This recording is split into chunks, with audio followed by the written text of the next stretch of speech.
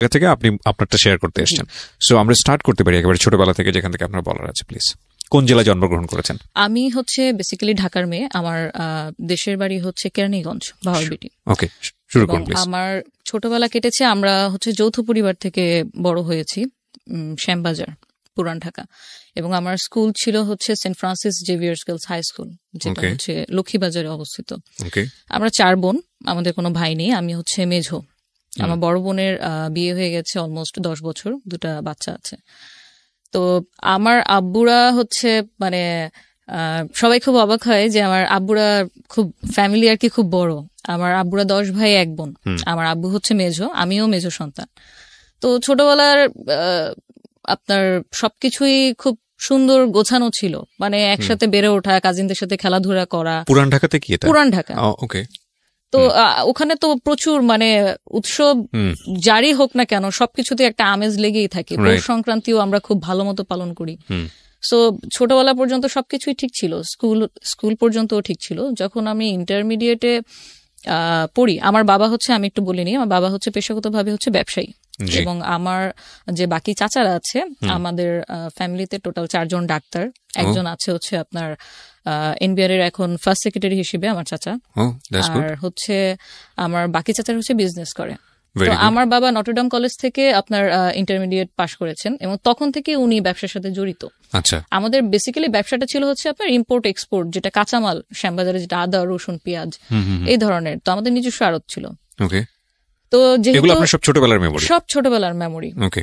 তখন পর্যন্ত মানে একদম স্পেসিফিক ভাবে যদি বলি যে ফিনান্সিয়ালি নিড বা অভাব জিনিসটা কি, এটা আমি কখনো বা আমার বড় বোনও কখনো আপনার ইন্টারমিডিয়েট পর্যন্ত আমরা ফেস করিনি বা ফিল করিনি। যেহেতু আব্বু আগে থেকেই পূর্ব ব্যবসায়ী ছিল, আমার চাচাদের মধ্যে যদি আমরা যেটা মনে করি ভালো থাকা, মানে সমাজে একটা ভালো থাকা, যেটা বলতে বুঝি যে নিজের একটা বাড়ি থাকবে, একটা গাড়ি থাকবে, এটাকে মোটামুটি সাধারণ জ্ঞানে আর কি আমরা ভালো থাকা বুঝি।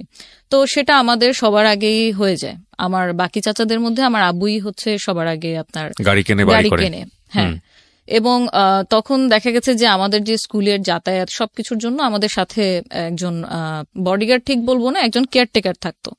কারণ যেহেতু পুরান ঢাকা অনেক হিজিবিজি এলাকা এবং আমাদের যে ফ্যামিলিতে আসলে আমরা বিলং করি ওইখানে তখন পর্যন্ত আমরা অত, এখনো বলবো যে আমরা অত বেশি এক্সট্রোভার্ট না। মানে আপনি প্রতিবেশীর বাসায় যাচ্ছি বা সকালে বের হচ্ছি, রাতে আসছি, কোথায় গেল কোনো খোঁজ খবর নাই। সবসময় আমাদের একজন গার্জিয়ান মানে সাথে সবসময় থাকতো।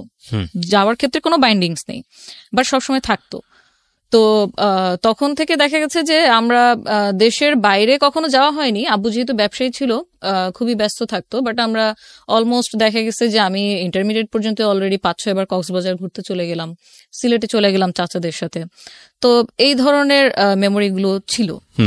আর আমাদের টিফিন কস্ট যেমন যদি বলি, আমারটা আমি আপনার স্কুলে যখন যাই, আমার যে ক্লোজ ফ্রেন্ড সার্কেল ছিল 5-6 জন, এদেরকে নিয়ে আমি কখনো একা খেতে পছন্দ করতাম না। তো পকেট মানি যেহেতু আব্বু দিত, তো তখন আব্বুর কাছে চেয়েই নিতাম যে আজকে আমরা এটা খাবো এটা খাবো। প্রতিদিনই দেখা গেছে যে আমরা টিফিন পিরিয়ডে তো টিফিন খাচ্ছি, দেন ছুটির পরেও আবার একটা আড্ডা হতো। তো এই নিয়ে মানে সবসময় হচ্ছে একটু দ্বিধাদ্বন্দ্বে থাকতো যে কি ব্যাপার, ছুটি হয়ে গেছে, তুমি এখনো বাসা থেকে স্কুল থেকে ফিরছো না? যে আব্বু আমি এখন খাচ্ছি, আমি খেয়ে চলে আসতেছি। ততক্ষণ পর্যন্ত কেয়ারটেকার আমাদের সাথে, মানে যেটাকে মনে হয় যে আপনার সোনার চামচ মুখে দিয়ে জন্মগ্রহণ করা, একদম ওই ট্রিটমেন্টটাই আমি পেয়েছিলাম। তো যখন ইন্টারমিডিয়েটে ভর্তি হই, আমার ইন্টারমিডিয়েট ছিল তো মতিঝিল আইডিয়াল কলেজ। আমরা তখন আমাদের একটা নোয়া গাড়ি ছিল আর একটা পাজেরো ছিল। নোয়া এবং পাজেরো 2টা গাড়ি ছিল। তা আব্বু অ্যাজ ইউজুয়াল আগের মতোই ব্যস্ত। আমাদের যেহেতু ছোটবেলাটা থেকেই আমরা দেখেছি আব্বুকে একজন প্রতিষ্ঠিত ব্যবসায়ী হিসেবে, সো ওই বয়সে আসলে আব্বু কি ব্যবসা করছে, কার কার সাথে করছে, তার পার্টনার কয়জন, তার কত টাকা ঋণ আছে, বা তার কি কত টাকা সাকসেস আছে, তার ব্যাংক ব্যালেন্স কত, অ্যাসেট কি কি, এগুলো কিন্তু আমরা আসলে বুঝতে পারিনি, ইভেন কখনো জানতেও পারিনি।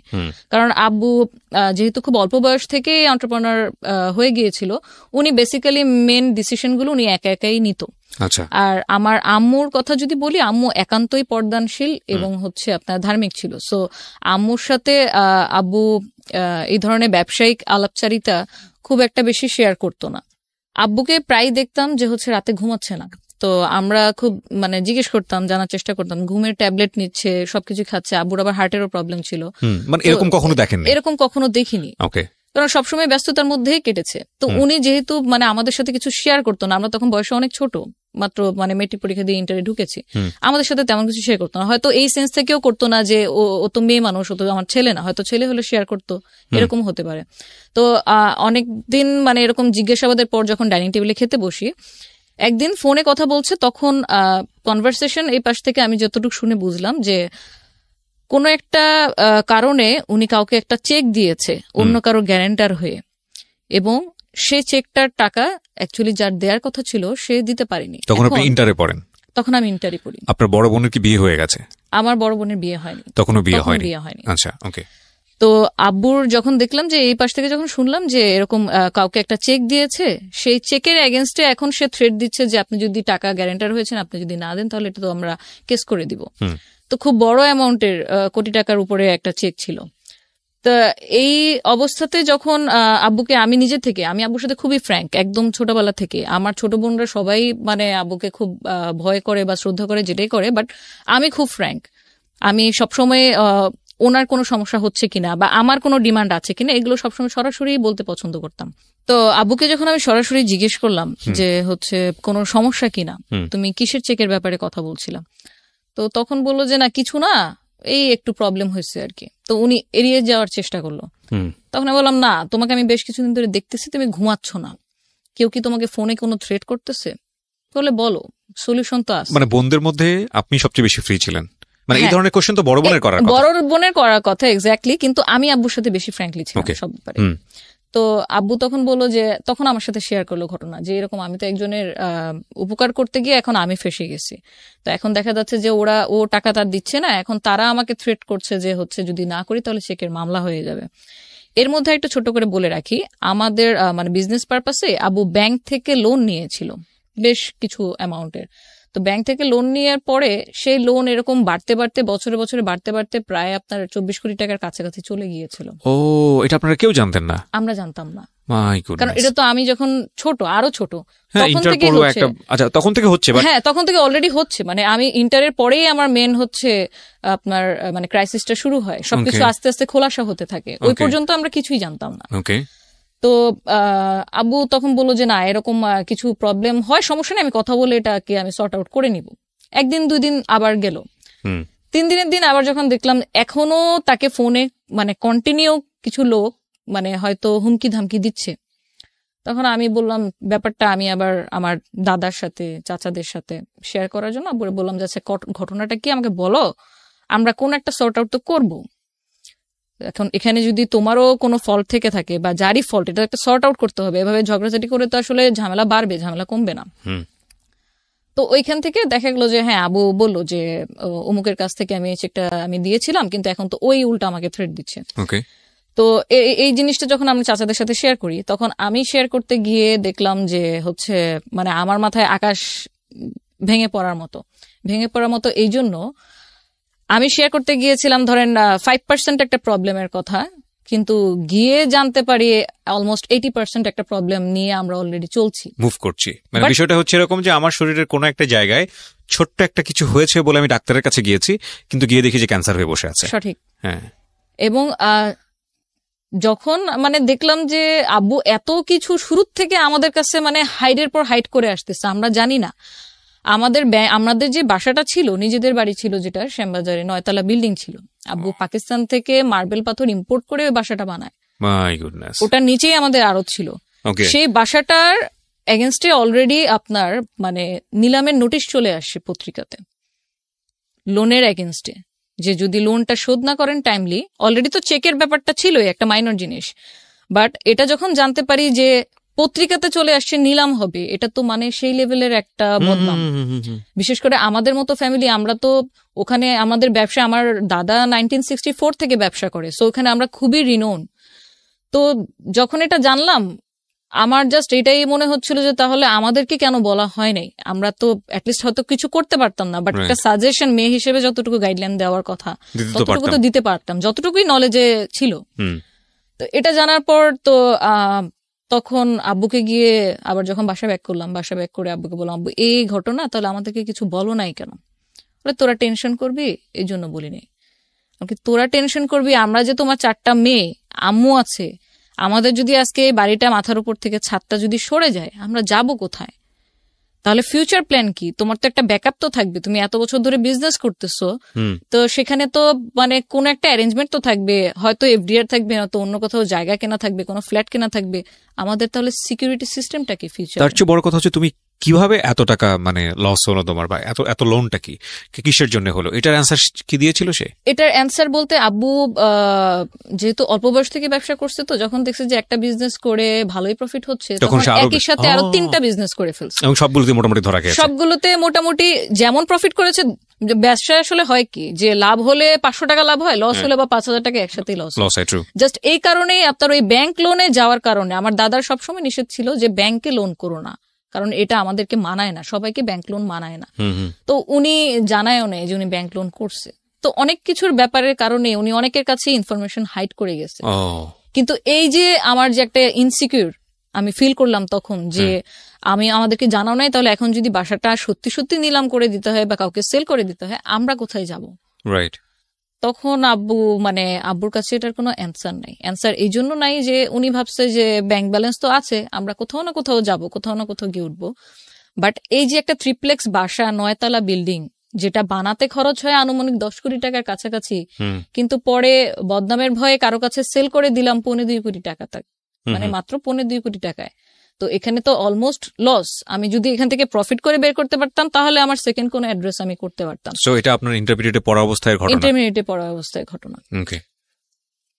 তারপরে আমরা এখন যেহেতু বাসা সেল করেই দিতে হবে, আমরা চাচ্ছি না যে এটা পত্রিকাতে উঠে নিলাম হোক, কারণ এটা বদনাম হয়ে যাবে। তখন গিয়ে আমরা আশ্রয় নিই আমাদের দাদি বাসায়, যেখানে আমরা বড় হয়েছি, যেখানে অলরেডি আমার চাচারাও থাকছিল। তো ওখানে অলমোস্ট আমরা 2 বছর থাকি। এটা কোথায়? শ্যামবাজারি। আচ্ছা, ওকে। আমরা যেখানটায় ছিলাম, তারপর যেহেতু আমাদের এখন আব্বু, আমরা যখন কোশ্চেন করলাম যে কোনো ফিক্সড ডিপোজিট বা হচ্ছে আমাদের নামে কোনো ফ্ল্যাট কেনা, জমি কেনা, এরকম কোনো কিছুই, কোনো প্ল্যানিং সে করেনি, শুধু বিজনেসই করে গিয়েছে। তো 2 বছর দাদি বাসায় থাকার পরে আমাদের পড়ালেখার পারপাসে, ততদিনে আমার ইন্টারমিডিয়েট শেষ, আমি ইন্টারমিডিয়েট ভর্তি হয়েছিলাম, 2 বছরের ইন্টারমিডিয়েট শেষ। তখন আমি অনার্সে ভর্তি হবো ঢাকা সিটি কলেজে। তো ডিস্টেন্সটা অনেক বেড়ে যায়, যে এখান থেকে আবার ধানমন্ডি এসে ক্লাস করতে হবে। আমার বড় বোন, কি হয়েছে, আপনার বাবার বিজনেস সম্পূর্ণ গুটিয়ে নিয়েছে। তখন বিজনেস যেটা ছিল আমাদের আড়তের, সেটা সম্পূর্ণ নেই, এবং উনি ট্রাই করছিল ওনার যেটা আপনার ফিক্সড টাকা আছে সেটা দিয়ে নতুন কোনো ব্যবসা দাঁড় করানোর, পার্টনারশিপে অন্য কারোর সাথে। এরকম কন্টিনিউ উনি ট্রাই করে যাচ্ছে, যেটাই ট্রাই করছে সেটা ফল হচ্ছে, যেটাই ট্রাই করছে সেটা ফল হচ্ছে। এটার মধ্যে মানে শুধুমাত্র যে লোনের কারণে আব্বু মানে ডুবে গেছে সেটা বলবো না, এখানে আপনার 50% দায়ভার ওরকম মানুষেরও আছে যারা হয়তো, আব্বু এরকম ছিল, আব্বুর নামই অনেকে দিয়ে দিয়েছিল যে আপনি তো হাতেম তাই, যেই হেল্প চেতে আসে আপনি তাকেই হেল্প করেন। আপনি কোনো প্রমাণ ঘেটে দেখেন না যে আসলেই কি সে নিডি কিনা। কেউ একজন এসে কান্না করলো আপনার সামনে, আপনি 2 হাত ভরে ড্রাই করে যা আছে আপনি দিয়ে দিলেন। তো এই যে আব্বুর অনেস্টির একটা মিসইউজ, এটা কিন্তু উনি আমাদেরকে না জানায় অনবরত করে গেছে। নয়তো একটা মানুষ এত বছর ব্যবসা করছে, এতগুলো টাকা ওনার মানে ওইখান থেকে রেভিনিউ আসছে, তাহলে টাকাটা নিয়ে কেন কোনো ফিউচার প্ল্যানিং হয়নি? উনি কন্টিনিউ এই জিনিসগুলো করে গেছে, যে টাকা চাইছে আমার আজকে বাচ্চার অপারেশন করতে হবে, বা আমার ব্যবসা ডুবে গেছে, আমি একটা নতুন স্টার্ট আপ করবো, সেই ক্ষেত্রে আমাকে কি হেল্প করতে পারেন, এই মানে দান খয়রাত গুলো উনি কন্টিনিউ করে গেছে। এবং কারোর জন্য যদি আমি কোনো কিছু করি, সেটা যদি লোন হিসেবে হয়, সেটার এগেনস্টে তো একটা দলিল বা একটা ডকুমেন্ট কিছু একটা তো আমার থাকবে, যেহেতু সেটা আমি ফিডব্যাক পাবো। আব্বুর কোনো লোনের এগেনস্টে যাদেরকে লোন দিয়েছে কোনো ডকুমেন্ট ছিল না। সো যখন তাদের অবস্থা ভালোর দিকে চলে যায়, তখন কিন্তু তারা আব্বুকে চিনে নাই। তখন একদম মানে টোটালি অপোজিট হয়ে গেছে, কয়েন ঘুরে গেছে, তখন তারা আব্বুকে চেনে না। অলরেডি তো আব্বুর ব্যবসা ডাউন, এখন সে অনবরত স্ট্রাগল করছে কিভাবে, কারণ সংসার তো চালাতে হবে, তার 4টা মেয়ে। তখন আপনার বড় বোনের বিয়ে হয়নি? তখন আমার বড় বোনের বিয়ে হয়নি। আমি যখন সিটি কলেজে অনার্সে ভর্তি হই, তো অনার্সের সেকেন্ড ইয়ারে পড়াকালীন সময় আমার বড় বোনের বিয়ে হয়। তো আমার তো আগে ছিল পুরান ঢাকায় স্কুল, আমি যাতায়াত করতাম আমার নিজস্ব গাড়িতে। কিন্তু এখন সিনারিওটা পুরোটা মানে একটা সিনেমার মতো আর কি চেঞ্জ হয়ে গিয়েছে, যে এখন আমরা থাকি পুরান ঢাকায়, বাট আমাকে ক্লাস করতে যেতে হচ্ছে সিটি কলেজে। আমার বোন তখন পড়তো আপনার স্ট্যামফোর্ডে, এনভায়রনমেন্টাল সায়েন্সে। তো যাতায়াত ব্যবস্থার জন্য আমাদের দাদি বাসায় যতগুলো গাড়ি ছিল আসলে সব চাচারাই যার যার পার্সোনাল গাড়ি ইউজ করতো। যে ডাক্তার সে তার গাড়ি নিয়ে বের হয়ে যাচ্ছে, যে ব্যবসায়ী সে তার গাড়ি নিয়ে বের হয়ে যাচ্ছে। তো এই কমিউনিকেশন গ্যাপটা কিভাবে ইরেজ করা যায় সবকিছুই দেখা গেল যে একটা টানাপোড়ার মধ্যে চলে আসতেছে। তো যে মেয়ে আমি কোনোদিন মানে গাড়ি ছাড়া কোথাও মুভ করিনি, আমি তখন বাসে উঠি, পাবলিক বাস, মালঞ্চ বাসে করে আমি সূত্রপুর বাস স্ট্যান্ড থেকে আমি সিটি কলেজে আসা শুরু করি। কিন্তু বাসের টিকিট কিভাবে কাটতে হয়, কি বলতে হয়, বাসের হ্যান্ডেল কোনটা ধরে উঠবো, কোন সিটে বসতে হয়, বা আর কোনো ফর্মালিটিস আমি কখনো জীবনে কোনোদিন পাবলিক বাসে উঠিনি। বাসে ওঠার এক্সপিরিয়েন্স দুবারই হয়েছে, যেটা আমি মানে আমার স্কুল থেকে আমাদেরকে স্টাডি ট্যুরে পিকনিকে নিয়ে যেত তখন। সো আমি ওইখান থেকে যখন যাতায়াত শুরু করি, আমি গাড়ির ব্যবস্থা যখন সাপোর্টটা দাদি বাসার থেকে পাইনি বলবো না, পেয়েছি সময়ে অসময়ে, কারণ যেহেতু সবাই পার্সোনাল গাড়ি ইউজ করে সবসময় ওরকম হতো না। তো আমার ক্লাস থাকতো ধরেন সকাল 8:45 মধ্যে, 7:30 মধ্যে ক্লাস শুরু হয়ে যাবে এবং 1টার মধ্যে ক্লাস শেষ। বাট সেই আমাকে উঠতে হতো ভোর 6টায়, আমি বাস কাউন্টারে গিয়ে তারপর হচ্ছে বাসের টিকিট কেটে আমি 7:45 মধ্যে ক্লাসে উপস্থিত। এবং আমাদের সিটি কলেজের রুলসটা এত স্ট্রিক্ট ছিল যে 85% যদি আমার প্রেজেন্ট না থাকে সেক্ষেত্রে আমাকে পরীক্ষাতে অ্যালাউ করা হবে না। এবং ছুটির পরে আমি আবার আমার ভাড়া বাঁচানোর জন্য, কারণ তখন অলরেডি কিন্তু আমি ফেস করতেছি, আমি যে আগে আব্বুর কাছ থেকে পকেট থেকে 200 টাকা 300 টাকা নিয়ে গিয়ে ফ্রেন্ডদের নিয়ে টিফিন করতাম, আমি এখন আমার টিফিনের খরচ বাঁচানোর জন্য আমি আসার সময়, ব্যাক আসার সময় দেখা গেছে যে আমি আর বাস ইউজ করছি না, কারণ আমার 8 নম্বর চাচি তখন পপুলার মেডিকেলে। তো আমি স্টার কাবাব যেটা আছে ধানমন্ডিতে সিটি কলেজের পাশেই, ক্লাস শেষে 1টা থেকে বিকেল 5টা পর্যন্ত স্টার কাবাব বেকারিতে আমি ওয়েট করতাম। তো ওয়েট করতে করতে দেখা গেছে যে মানে এতক্ষণ তো আসলে একা একা বসে থাকা যায় না, গেলাম কিছু খেলাম, কিন্তু কতক্ষণ আর এভাবে বসে থাকবো, ব্যাগ নিয়ে কখনো কখনো ঘুমিয়েও যেতাম। এই জিনিসটা আমার সাথে রিপিটেশন চলতে থাকে অলমোস্ট 5 বছর অনার্স চলাকালীন সময়। তো তখন দেখা গেছে প্রতিদিনে যদি আমার 30 টাকা বা 40 টাকা করেও আমার টিকিটের খরচটা আমি বাঁচাই, সেটা আমি পরবর্তীতে আমি আরেকদিন টিফিন করতে পারছি। বা আমার যে টিউশন গুলো আছে, আমি অ্যাকাউন্টিং টিউশন পড়তাম, আমার ফাইন্যান্স পড়তে হইতো, ওই টিউশন ফি গুলো আমার দেখা গেছে যে ওখান থেকে ম্যানেজ হতো। কারণ তখন পর্যন্ত আব্বু মানে ওই যে বলে না, মানুষ যদি আপনার নিচু থেকে উপরে ওঠে তাহলে যে স্ট্রাগলটা করতে হয় সেটা একমুখী, কিন্তু যখন মানুষ একবার উঠলো আবার পড়ে গেল এবং তখন তাকে মানিয়ে চলার যে একটা ব্যাপার, ভয়ঙ্কর, এইটা আসলে মানে ভাষায় বলা যাবে না, এক্সপ্লেইন করার মতন। এটা ভয়ঙ্কর থেকেও ভয়ঙ্করতম জিনিস। কারণ আমি যেখানে আগে টিফিন কিনতে যেতাম, যে আমি যা পছন্দ হতো, যেটা খেতে মন চেত আমি কিনতাম, এখন আমার টিফিন কিনতে গেলে আমার হিসাব করতে হচ্ছে আমার কাছে কত টাকা আছে, এবং আজকে যদি আমি এটা কিনি, It's true, absolutely it's true, cause আমি বুঝতে পারছি আপনার ফিলিংসটা কি হতে পারে। এই জন্যই আমাদেরকে সবসময় একটা কথা মনে রাখা দরকার, সেটা হলো যে আমরা যে সিচুয়েশনে বিলং করি না কেন, এটা যে কোনো মুহূর্তেই এটা এদিক ওদিক হয়ে যেতে পারে। বাট এই স্টোরি থেকে দুর্দান্ত একটা লেসন আছে, আপনারা শেষ পর্যন্ত কন্টিনিউ করেন। এই লেসনের জায়গাটা আমি আপনাদের খুব স্ট্রংলি বলতে পারি যে ডেফিনেটলি এখানে আছে, এবং শেষ পর্যন্ত আমরা শুনলে বুঝতে পারবো যে আসলে কত বড় শিক্ষণীয় একটা গল্প এটা। বলেন তারপর।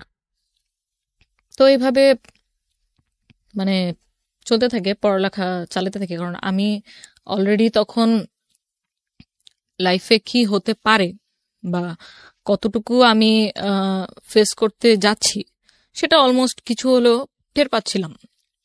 আমি যখন সিটি কলেজে ভর্তি ফর্ম আনতে যাই, আমার কিন্তু সিটি কলেজে পড়ার বিন্দুমাত্র ইচ্ছা ছিল না, কারণ আমার ফ্রেন্ডরা ম্যাক্সিমাম আপনার হচ্ছে প্রাইভেট ভার্সিটি অথবা পাবলিক ভার্সিটি। তো পাবলিক ভার্সিটি যেহেতু পড়বো না, আমার মানে স্বপ্নে ছিলাম ব্র্যাকে বিবিএ করবো। কেন যেন ব্র্যাকের প্রতি একটা সফট কর্নার ছিল। তো আমি যখন অ্যাডমিশন ফর্ম নিতে যাই তখন অনেকটা আমি জোরপূর্বক যাই।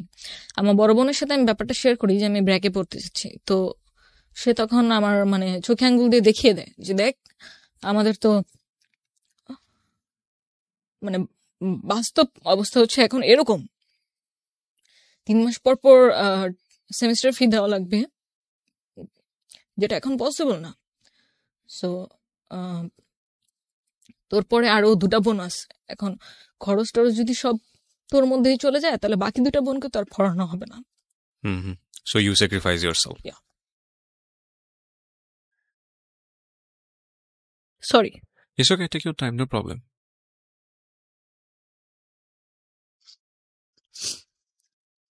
ভেরি লার্নিং স্টোরি, প্রিয় দর্শক এবং শ্রোতা, শেষ পর্যন্ত শুনবেন আপনারা। আম,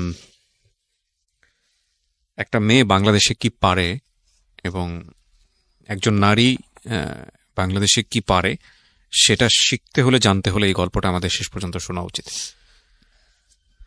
তারপর কি হলো? তারপর আমি তো ভর্তি হলাম। অ্যাকাউন্টিং আমার ফেভারিট সাবজেক্ট ছিল ইন্টারে ভর্তি হলাম, যে ঠিক আছে যদি আজকে আমি প্রাইভেট ইউনিভার্সিটিতে না পড়ার কারণে আমার বাকি 2 বোন ভালো টিউশন পায়, তো আমি তো হ্যাপি। তো আমি ভর্তি হলাম, পড়ালেখার দিকে মনোযোগ দিলাম। কারণ যেহেতু আব্বুর অবস্থা এরকম, তখন পর্যন্ত উনি মানে ফিক্সড কোনো ইনকাম সোর্স বের করতে পারেনি। সেভিংস যা ছিল ওটাই ভেঙে ভেঙে এভরি সিঙ্গেল মোমেন্টসে আমরা চলতেছি। ফ্যামিলিতে একটা আর্থিক টেনশন, কি হবে এরকম একটা ব্যাপার, ফিউচারটা কোন দিকে যাবে, 4টা বোন এবং বাবার এই অবস্থা। তারপর আমি অনার্স কন্টিনিউ করছি, টিউশন এদিক দিয়ে কন্টিনিউ করছি। আমরা একটা পর্যায়ে ফিল করলাম যে এইভাবে আসলে এত দূর থেকে বোনদের যাতায়াত করা। আমার ছোট বোন, আমার ইমিডিয়েট ছোট বোন যে ছিল, সে হচ্ছে আবার আপনার গুলশান মানারাত স্কুলে তাকে দিলাম, ইংলিশ মিডিয়াম স্কুল, ইংলিশ মিডিয়ামে, আমার একদম ছোটটা। আর ইমিডিয়েট যেটা ছিল সে ঢাকা কমার্স কলেজে। তো প্রত্যেকটা ইনস্টিটিউশনই আমাদের পুরান ঢাকা থেকে খুব দূরে। তো পড়াশোনার তাগিদেই মেনলি আমরা তখন মোহাম্মদপুর শিফট হয়ে যাই। ওকে। মোহাম্মদপুর শিফট হওয়ার পরে আমার বড় বোনের বিয়ে। মোহাম্মদপুর যে শিফট হয়ে আমরা যে বাসাটায় উঠি ইকবাল রোডে, বাসা ভাড়া ছিল মান্থলি 50,000 টাকা, এবং আপনার সার্ভিস চার্জ বাকি অ্যাডিশনাল ইউটিলিটি সবকিছু মিলে অলমোস্ট আরো 5,000, মানে 55,000 টাকার মান্থলি। মানে এখানে একটা আমাদের প্রশ্ন আসতে পারে দর্শকদের, যে যেহেতু আপনাদের ওই পরিমাণ এফোর্ট ছিল না, তাহলে এত হাইলি মানে ভাড়া দিয়ে এত এত দামি বাসায় কেন ওঠা দরকার? আচ্ছা, এই ব্যাপারটা টোটালি মানে আমি ব্লেম ঠিক বলবো না, মানে ডিসিশন মেকার ছিল আমার আব্বু। আচ্ছা, আমার আব্বু সবসময় আমাদেরকে যেভাবে লালন পালন করে মানে বড় করেছে ওটাই রাখতে চাইতো। মানে আমার মেয়েরা কষ্ট করবে, তাদের কষ্ট হবে। ইভেন আমি যে বাস জার্নি করি, এটা আব্বুর পছন্দ ছিল না। আব্বু চাইতো যে আমি সবসময় সিএনজি দিয়ে আসি, কিন্তু আমি তো জানি, আমি তো ক্যালকুলেট অলরেডি করছি যে আমি যদি প্রতিদিন পুরান ঢাকা থেকে 300-350 টাকা সিএনজি ভাড়া দিয়ে আসি, তাহলে আমার মান্থলি আমার পিছনে শুধু সিএনজি ভাড়া কত চলে যাচ্ছে। এবং সেটা যদি আমি কিছুটা হলেও সেভ করতে পারি, ওটা তো আমি আরেকটা কাজে, আমার হয়তো কোনো একটা কোচিং এর কাজে আমি ইউজ করতে পারবো। তো সেই জন্য দেখা গেছে আমি কোনো না কোনো ভাবে ওনাকে কনভিন্স করে নিয়েছি। আব্বু কখনো চাইনি যে আমরা যেখানে আমরা ট্রিপ্লেক্স বাসায় থেকে অভ্যস্ত, সেখান থেকে সরাসরি একটা ফ্ল্যাটে চলে আসলাম, একটা 1400 স্কয়ার ফিট ফ্ল্যাটে, যেখানে আমার আব্বুর টোটাল মানে সংসার জীবনের যা কিছু ছিল অলমোস্ট আপনার মানে ওখান থেকে 60% সেল করে দিয়েছে, নয়তো কাউকে দান করে দিয়েছে, কারণ সব জিনিস তো আর মুভ করা সম্ভব হবে না। তো একটা ফ্ল্যাটের মধ্যে আমরা উঠলাম ইকবাল রোডে। ওইখান থেকে দেখা গেছে যাবো প্রতিদিন কাজের তাগিদে নতুন নতুন জায়গায় যাচ্ছে, নতুন নতুন মানুষের সাথে মিশছে। কি করা যায়, যতটুকুই টাকা হাতে আছে এটা নিয়ে আমার একটা ইনকাম সোর্স তো বের করতে হবে, আদারওয়াইজ আমি তো ফ্যামিলি নিয়ে চলতে পারবো না ঢাকা শহরের মতো জায়গায়। তো আমিও মানে মনে মনে চিন্তা করতে থাকলাম যে আমি কি কোনো সাপোর্ট দিতে পারি ফ্যামিলিকে কন্ট্রিবিউট করার জন্য। হ্যাঁ, কিন্তু আমি আমার অনেক ফ্রেন্ডরাই দেখতাম যে একদিনে 3টা-4টা করে টিউশনই করতো, যেটা আমি কোনোদিন পারিনি। আমি কোনোদিন আমার ছোট বোনকেও পড়াইতে পারিনি, আমি জানি না কেন। তো টিউশনিটা আমার দ্বারা হবে না, তাহলে অল্টারনেটিভ কি করা যায়? তো আমি যেহেতু আমার বাবাও ব্যবসায়িক পরিবার থেকে বিলং করি, আমার ছোটবেলা থেকে ইচ্ছা ছিল যে আমি বিজনেস করব। কিন্তু কি বিজনেস করব? বিজনেস করতে একটা পুঁজি লাগে, একটা নাম লাগে, একটা প্রতিষ্ঠান লাগে, কিছু প্রসিডিউর আছে, কিছু ডকুমেন্ট আছে। এত কিছুর ধ্যান ধারণা তো আমার নাই, তখন পর্যন্ত ছিল না।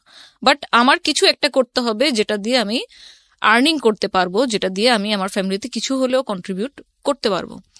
আমার বড় বোনের যেহেতু আমরা মোহাম্মদপুরে মুভ করার পরপরই বিয়ে হয়ে যায়, সো ওর পক্ষে আসলে অতটুকু সম্ভব ছিল না আমাদেরকে কন্ট্রিবিউট বা দেখাশোনা করা, ফিনান্সিয়ালি কন্ট্রিবিউশন যেটাকে বলে।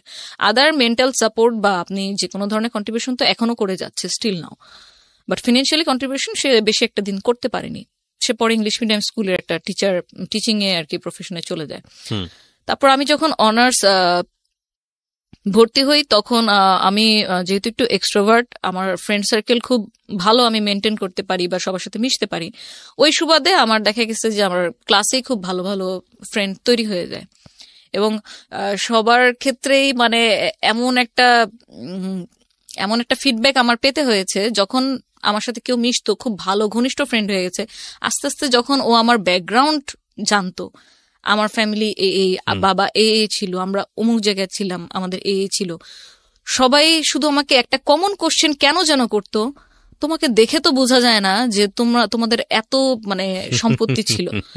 কোশ্চেনটা আমার কাছে খুব ব্যক্তিগতভাবে ফানি এই জন্য লাগতো যে আমাকে কি অলওয়েজ শো করতে হবে যে আমার কি আছে?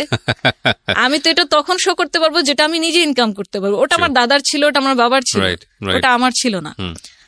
সো যাই হোক, এভাবে করে যখন আমি খুব ভালো একটা ফ্রেন্ড সার্কেল মেনটেন করলাম, ওখানে একটা ফ্রেন্ডের সাথে আমার খুব ফিমেল ফ্রেন্ড, যেহেতু অনার্সে পড়তাম, খুব ভালো সম্পর্ক হয়, খুব ভালো ফ্রেন্ডশিপ। তো ওর সাথে আমি আমার এই আইডিয়াটা শেয়ার করি যে আমি এরকম ক্রাইসিস যাচ্ছে, তো আমরা যদি এখন আমি চিন্তা করছি যে কিছু একটা করি, কিছু একটা করলে ইনকাম হলো। তো একা একা আসলে সত্যি কথা বলতে সাহস পাচ্ছিলাম না। পুরান ঢাকা থেকে বিলং করি, ঠিক আছে, আমার সোর্সিং জানা আছে, কোথায় কি পাওয়া যায়। বিজনেস করতে গেলে আমি যদি প্রোডাক্ট নিয়ে কোনো বিজনেস করি বা সার্ভিস নিয়ে করি, কোন জায়গাটায় চিপে আমি কোন জিনিসটা পাবো, কোন জায়গায় আমার ম্যান পাওয়ারটা আমি ভালো পাবো, চিপে পাবো, এক্সপার্ট পাবো, এই আইডিয়াগুলো আমার ছিল। কিন্তু যে একজন থাকে না যে সাপোর্ট দেওয়ার মতো, তো আমি মনে মনেই খুঁজছিলাম যে সেটা যদি আমার ভালো বেস্ট ফ্রেন্ডই হয় তাহলে কেন না। তো আমি যখন আইডিয়াটা তার সাথে শেয়ার করলাম, সেও রাজি। কি ছিল আইডিয়াটা? এখন আমাদের মানে বিজনেস করার আইডিয়াটা একটা অফার থেকে আমরা গেইন করি। আমরা পরিকল্পিতভাবে কোনো আইডিয়া মানে তখনও মেক করতে পারিনি। She was my friend. তো তারই কোনো এক ফ্রেন্ড অফার করলো যে দোস্ত, আমার এক ফ্রেন্ডের বিয়ে হবে, তো ওর কিছু ডালাকুলা সাজায় দিতে হবে। এখন তোর কি কোনো লোক আছে, তুই পারবি? ও তো প্রথমে বললো যে হ্যাঁ হ্যাঁ হ্যাঁ পারবো, লোক আছে। কারণ আমি তো অলরেডি ওটা নিয়ে আমরা মানে ঘাটতেছিলাম যে কি করা যায়। So you are planning for an event planner. Okay. তো 2010 এর কথা বলছি আমি। 2010 তখন পর্যন্ত আমরা হিন্দি একটা মুভি জানি যে ব্যান্ড বাজা বারাত, খুব ফেমাস হয়েছিল যে ইভেন্ট প্ল্যানারের এরকম। তখন পর্যন্ত মুভিটা রিলিজ পায়নি। তো যখন ওর কাছ থেকে কথাটা শুনলাম, তখন দুজন মিলেই মানে সম্মিলিতভাবে ঠিক করলাম যে আচ্ছা, আমরা অন্য কাউকে দিয়ে কেন করাবো, আমরা তো চাচ্ছিলাম কিছু একটা করতে, চল আমরা এটাই ট্রাই করে দেখি। আমরা নিজেরাই করি, আমরা নিজেরা করে দেই। যদি দেখি যে হ্যাঁ ক্লায়েন্ট স্যাটিসফাইড, তোর ফ্রেন্ড স্যাটিসফাইড, তাহলে আমরা এটা নিয়ে আরো ডিপলি চিন্তা করব। 2010 সাল এবং আপনি তখন অনার্সে কেবল ভর্তি হয়েছে। ওকে, আমরা যেখানটায় ছিলাম তারপর তো পরে আমরা অ্যাটেম্প্ট নিলাম, কি কি লাগবে, কোথা থেকে কিনবো, এগুলো সব একটা লিস্ট আউট করলাম। যেহেতু আমরা নতুন, আমরা জানি না। তো পরে গাউসিয়া গেলাম, চকবাজার গেলাম, কোথায় ডালা পাবো, কোথায় কুলা পাবো, ভিতরে কি কি দিতে হয়, ওই জিনিসগুলো যদিও সে দিত, বাট ওগুলো সাজাবো কোন ওয়েতে, এটা মেয়ের ডালা না ছেলের ডালা, কালার কি কি দিলে ভালো হয়, কালার কোড আছে কিনা। নেভার, না, I have personal experience on this, কারণ আমার বোনের বিয়ে সম্পূর্ণটা আমি অ্যারেঞ্জ করেছি। এবং আমার ফ্যামিলিতে যতগুলো প্রোগ্রাম হয়েছে, দেখা গেছে কোনো না কোনো একটা দায়িত্ব আমাকে দেওয়া হতো, এবং আমার দায়িত্ব আমি যতটুকু পালন করতাম সবাই খুব হ্যাপি। এই কাজটা মানে এই যে ইভেন্ট ম্যানেজমেন্টের যে বিষয়টা, এটা আমাকে ছোটবেলা থেকে খুব উৎসাহ দিত। তো মেন্টালি একটা প্রিপারেশন ছিল যে এই টাইপের কিছু করব, বাট এরকম অফারটা সামনে থেকে আসাতে আমার জন্য খুব ইজি হয়ে গেছে ওটাকে গ্র্যাব করা। তো পরে আমরা ওটা করলাম, ওটাতে সাকসেসফুল হলাম। দেন আমরা আরো ডিপলি প্ল্যানে গেলাম। কত টাকা পেলেন ওখানে? আমাদের প্রফিট ছিল 1500 টাকা। আমরা কিছু ডালাকুলা 4-5টার মতো ডালাকুলা ওদেরকে সাজিয়ে দিই, মানে আমাদের প্রফিট ছিল 1500 টাকা। 1500 টাকা পেয়ে আমরা তখন মহা খুশি, কারণ এটা লাইফের আমার মানে ফার্স্ট ইনকাম। তো তখন প্ল্যান করে এটাকে নিয়ে আরো ডিপলি কি করা যায়। এই করতে করতে আমরা একটা লিস্ট তৈরি করলাম যে ইভেন্ট ম্যানেজমেন্টে কি থাকে, আমরা কতটুকু সাপোর্ট দিতে পারবো, আর আমরা এটাকে প্রচার করব কিভাবে, মানুষকে জানাবো কিভাবে যে আমরা এই কাজ করি, আর আমাদের কাজগুলো করে দিবে কে। এই টোটাল জিনিসটা মানে লিস্ট আউট করলাম। আমি যেহেতু তখন একদমই মানে নিউবি, বিজনেস মানে এন্টারপ্রেনার হিসেবেই নিউবি, সো ওর সাথে যে আমার যে একটা বেস্ট ফ্রেন্ডের রিলেশন, এটাই আমার কাছে তখন মুখ্যম বিষয়। পার্টনারশিপ করতে গেলে যে এখানে কোনো ডকুমেন্ট করতে হবে, ডিট করতে হবে, এই ধরনের কিন্তু কোনো আইডিয়াই ছিল না। থাকাটাই আমার কাছে মনে হচ্ছে অপ্রাসঙ্গিক। বিকজ আমার জায়গা থেকে যেটা মনে একটা প্রতিষ্ঠান করতে গেলে, আমি এখানে শেয়ার করছি, অনেক কিছু প্রয়োজন হয়, গভর্নমেন্ট ডকুমেন্টের অনেক কিছু প্রয়োজন হয়। কিন্তু এটা আসলে আমাদের যখন আমরা ল্যান্ডে নামি তখনই জানতে পারি, রাগ পর্যন্ত জানার ওইভাবে আসলে সুযোগও নাই। হ্যাঁ বলেন তারপর। সঠিক। তো পরে যেহেতু ওর সাথে আমার বিশ্বাসের সম্পর্ক, এর চেয়ে বেশি আমি আর কিছু বলতে পারবো না, মানে যেখানে একদম অটুট বিশ্বাস, সে বিশ্বাস নিয়ে আমরা আগাই। ওর সাথে আমি পার্টনারশিপ করি, আমরা 50-50% নিতাম। তো আমিও খুঁজে খুঁজে ওকে নিয়ে একদম প্রত্যেক জায়গায় ঘুরি, আমাদের যদি ওয়েডিং এর কাজ আসে আমরা কোন কারিগর দিয়ে করাবো, তখন আমরা বিভিন্ন মার্কেটে যাই, মার্কেটে গিয়ে কারা কারা এই কাজগুলো করছে, কারা কোন রেটে দিচ্ছে, একই ডিজাইন আমরা দেখা গেছে যে ট্যাবলেটে নিয়ে বা মোবাইলে নিয়ে 10টা দোকানে দেখাচ্ছি। তো যে কারিগর রেটটা কম দিচ্ছে, তুলনামূলকভাবে তার কাজের মান ভালো, আমরা আবার বিভিন্ন ভেন্যুরে কি করতাম, সাপোজ যে ওনারই কোনো ইভেন্ট চলছে, উনি হয়তো অফার দিল, ম্যাডাম আপনি যদি আমার কাজ দেখতে চান আইসেন। তো গিয়ে আমরা তখন দেখলাম যে হ্যাঁ ওনার কাজটা মোটামুটি কোয়ালিটিফুল, এটা আমি আমার ক্লায়েন্টকে দিতে পারি। এরকম ভাবে বিভিন্ন জাস্টিফিকেশন করে আমরা একটা টিম ক্রিয়েট করি যে আমাদের ওয়েডিং এর কাজ হলে ওকে দিয়ে করাবো, বার্থডের কাজ হলে ওকে দিয়ে করাবো, আর এই যে কনসালটেন্সির যে জিনিসটা এটাই থাকবে আমাদের প্রফিট।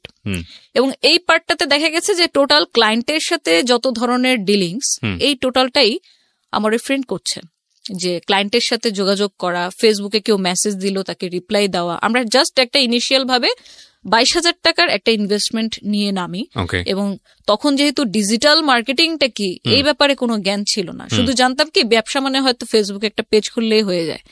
তো এই 22,000 টাকা দিয়ে আমরা ভিজিটিং কার্ড করি, আমরা আমাদের বিভিন্ন ভলেন্টিয়ার করব, তাদেরকে দিয়ে লিফলেট বিলি করাবো বিভিন্ন কলেজের সামনে, স্কুলের সামনে, কোচিং এর সামনে, ওদের জন্য টি শার্ট বানাই, লিফলেট বানাই। প্রতি শুক্রবারে জুম্মার সময় আমরা ওইখানে মসজিদের সামনে লিফলেট বিলি করাই। ইভেন কখনো এমনও হয়েছে যে আমি আর ও সরাসরি নিজেই দাঁড়িয়ে লিফলেট দিচ্ছি, যেটা আমার ফ্যামিলিতে কেউ কোনোদিন, মানে আজকে যা আমি বলবো তা হয়তো আমার ফ্যামিলির মানুষ আজকেই আমার কাছ থেকে প্রথম শুনবে, তার আগ পর্যন্ত শুনে নেই। তো বসুন্ধরা সিটির মতো মার্কেট, বসুন্ধরা সিটির সামনে দাঁড়িয়ে আমি মানে নিজে দাঁড়িয়ে লিফলেট বিলি করেছি, কারণ তখন যদি আমার জায়গায় আমি আরেকটা ভলেন্টিয়ারকে নিয়োগ করি তাকে তো কিছু একটা টাকা আমাকে দিতে হবে। তো এভাবে করে মার্কেটিং যখন আমরা করি, আমরা লাকি ছিলাম যে আমরা আমাদের উদ্যোগটা নেই ফেব্রুয়ারি মাসে, যখন অলমোস্ট বিয়ের একটা আমেজ চলে। প্রথম অবস্থাতে আমরা 2-3 জন ফ্রেন্ড সার্কেল থেকে আমরা কাজ পেয়ে যাই। তখন পর্যন্ত নাম দেওয়া হয়নি প্রতিষ্ঠানের নাম, আমরা ভার্বালি একটা দিয়েছি যেটা ফেসবুক পেজে ছিল, রোজ পেটাল ডেকোর, এই নামে আমাদের ফেসবুক পেজটা ছিল। তো তখন তো ইন্টারনেট বলতে যা বুঝি, আমার বাসায় যেহেতু পার্সোনালি 94 থেকে আমি কম্পিউটার ইউজ করি, তো ইন্টারনেটে ব্রাউজিং কিভাবে কোন ওয়েবসাইটে করব, কি কি পাওয়া যায়, মোটামুটি আমার ভালো একটা জ্ঞান ছিল। তো স্যাম্পল ডেকোরেশন, স্যাম্পল 1, স্যাম্পল 2, যেহেতু আমি কোনো কাজ করিনি, আমি নতুন, আমার নিজের কোনো পোর্টফোলিও নেই, তো ওরকম করে আমি কিছু ডিজাইন নামিয়ে আমরা আমাদের পেজটা সাজাই, যে আপনি যদি কোনো কাজ করাতে চান আমরা এরকম করে দিতে পারবো। ফেসবুকে অনলি ফেসবুকে, আমাদের কোনো ওয়েবসাইটও ছিল না। তো পরে ওখান থেকে কিছু কাজ আসে, আমি যে অলরেডি কাজ শুরু করে দিলাম, আমি কাজ করছি, উইদিন 6 মান্থ আমার বাসায় কেউ জানতো না। এবং এটার কারণটা যদি বলি, আমি জানতাম যে এটা আমার বাসায় অ্যাকসেপ্ট করবে না। ইভেন্ট ম্যানেজমেন্ট জিনিসটা আসলে কি, ইভেন্ট প্ল্যানার বলতে আমরা কি বুঝি, এটা আমার মনে হয় যে এখন পর্যন্ত এই 2020-তেও আপনার 40% মানুষের মনে হয় কোনো আইডিয়াই নেই। ইভেন্ট ম্যানেজমেন্ট জিনিসটা আসলে এখন পর্যন্ত প্রায় 40% মানুষ অ্যাকুরেট বোঝে না যে ইভেন্ট ম্যানেজমেন্টটা কি। এই কারণে আমি আমার বাসায় শুরু থেকে বলতে চাইনি, কারণ আমি মানে আব্বুর সাথে যেহেতু আমি আগেও মেনশন করেছি যে অনেক ফ্রি, আমি অনেক স্টাডি ট্যুরে চলে গিয়েছি, শুধু একটা হোয়াইট পেপার দিয়ে যাবো, একটা সাইন করে দাও, কারণ আমাদের স্কুলের বা কলেজের নিয়ম ছিল যে পারমিশন লেটার লাগবে গার্জিয়ানে, তাহলে তুমি যেতে পারবা। তো সেই জায়গা থেকে আমি জানতাম, আব্বুকে বুঝতাম যে কোন কাজটা করতে গেলে এখানে বাধা আসবে। কিন্তু আমি ভেতর ভেতর তখন এটাও ফিল করছি যে আমি যদি এখন কোন একটা স্টেপ না নেই, তাহলে যেভাবে চলছে এভাবে আদৌ কয়দিন চলতে পারবে। তো এই জন্য আমি জানাইনি, ইচ্ছে করে আমি ইন্টেনশনালি 6 মাস পর্যন্ত আমি জানাইনি। ইভেন হয়তো আমি আরো বেশি দিন জানাতাম না, কিন্তু যখন দেখলো আমি রাত জাগা শুরু করলাম, রাত জেগে আমি ডিজাইন করতাম, বিভিন্ন ডিজাইন কালেকশনে নামাতাম, আমি ক্রিয়েটিভ কাজ করতাম, আমার বার্থডে সেটটা কিরকম হলে ভালো হয়, মেয়েদের জন্য হলে কি, বিভিন্ন অফার টফার আমাদের পেজে দেওয়া লাগতো। তারপর একদিন যখন আমার লিফলেট কিছু আমার বাসায় ছিল, আব্বু একদিন এমনিতেই হয়তো আমার অ্যাবসেন্সে রুমে ঢুকে তখন লিফলেটটা হাতে পেয়ে গেল। এটা মানে উনি ওয়েট করছিল যে কখন আমি বাসায় ব্যাক করব কলেজ থেকে। তো সেই দিন তো একদম পুরা ধরা।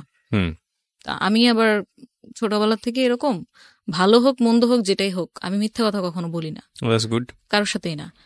এখন যদি আমাকে মার খেতে হয়, বকা খেতে হয়, খাবো, কিন্তু মিথ্যা বলবো না, কারণ মিথ্যা 1 দিন 2 দিন 3 দিন আমাকে সেভ করবে এরপরে।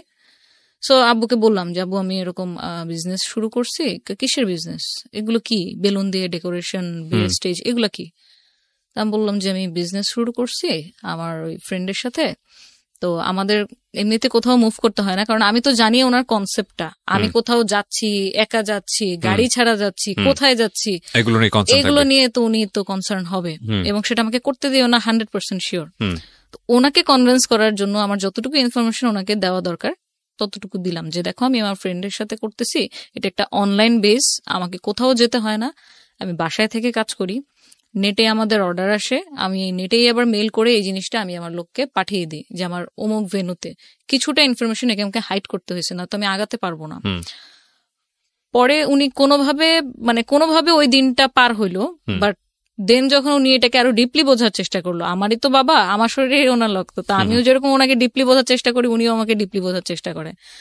তো একদিন এরকমই খাওয়ার টেবিলে বসে জিজ্ঞেস করতেছে যে হচ্ছে এরকম এখন পর্যন্ত কবে এটা আসলে স্টার্ট করলাম, আর ওনাকে জানাইনি কেন, টাকাই বা পেলাম কোথায়।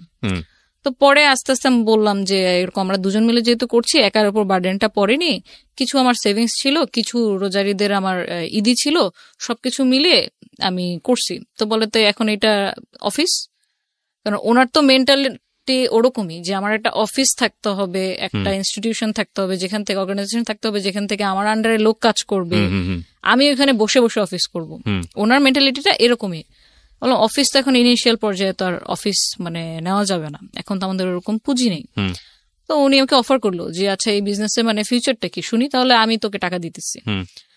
কিন্তু আমাদের দুজনেরই মাইন্ডসেট এরকম ছিল যে আমরা এটা নিয়ে কতটুকু আগাতে পাবো এই ব্যাপারে তো আমরা নিজেরাই নিশ্চিত না।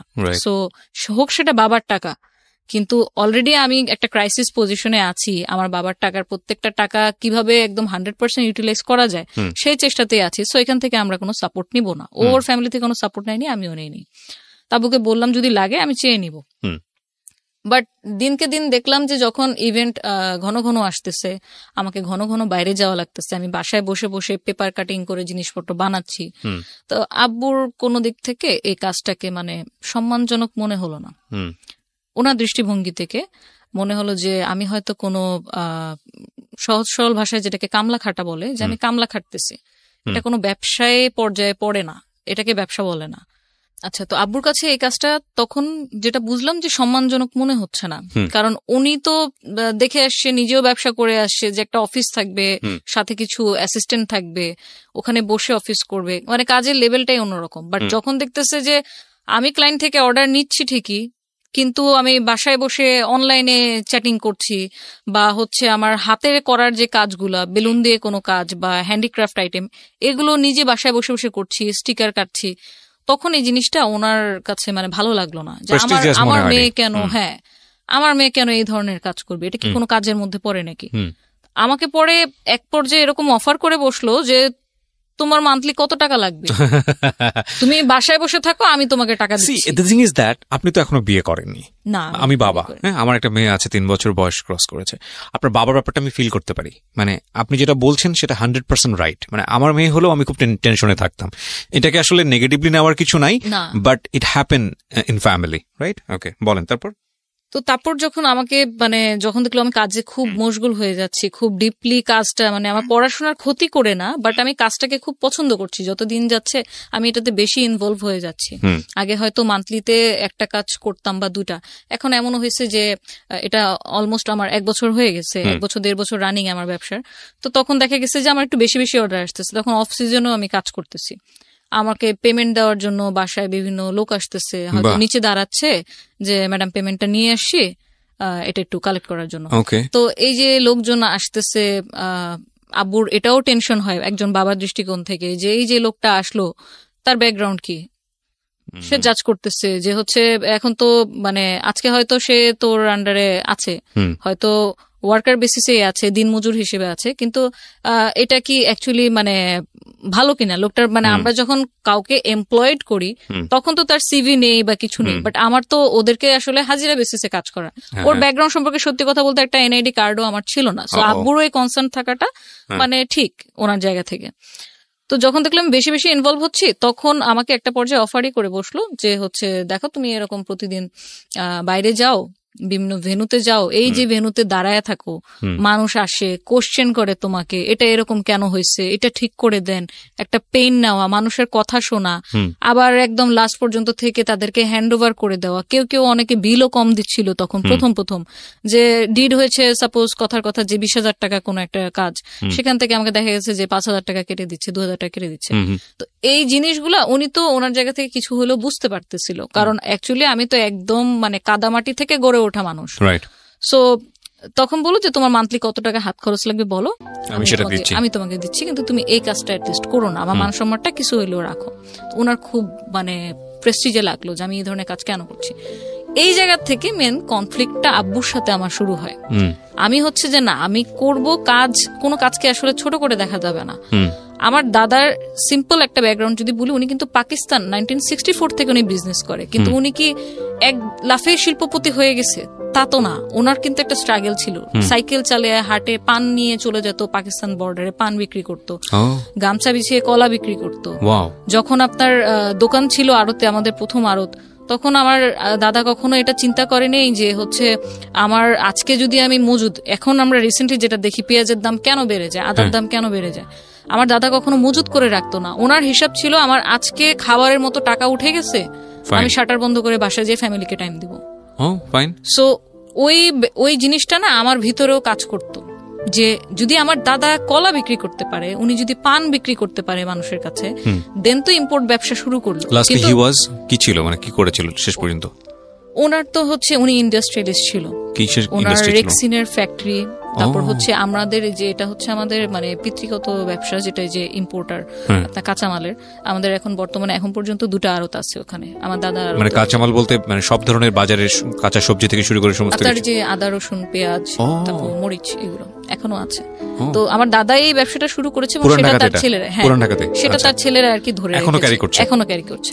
মানে পেঁয়াজ টেয়াজের কোনো রকম ঝামেলা হলে আপনাদের সঙ্গে যোগাযোগ করলে হবে। অবশ্যই।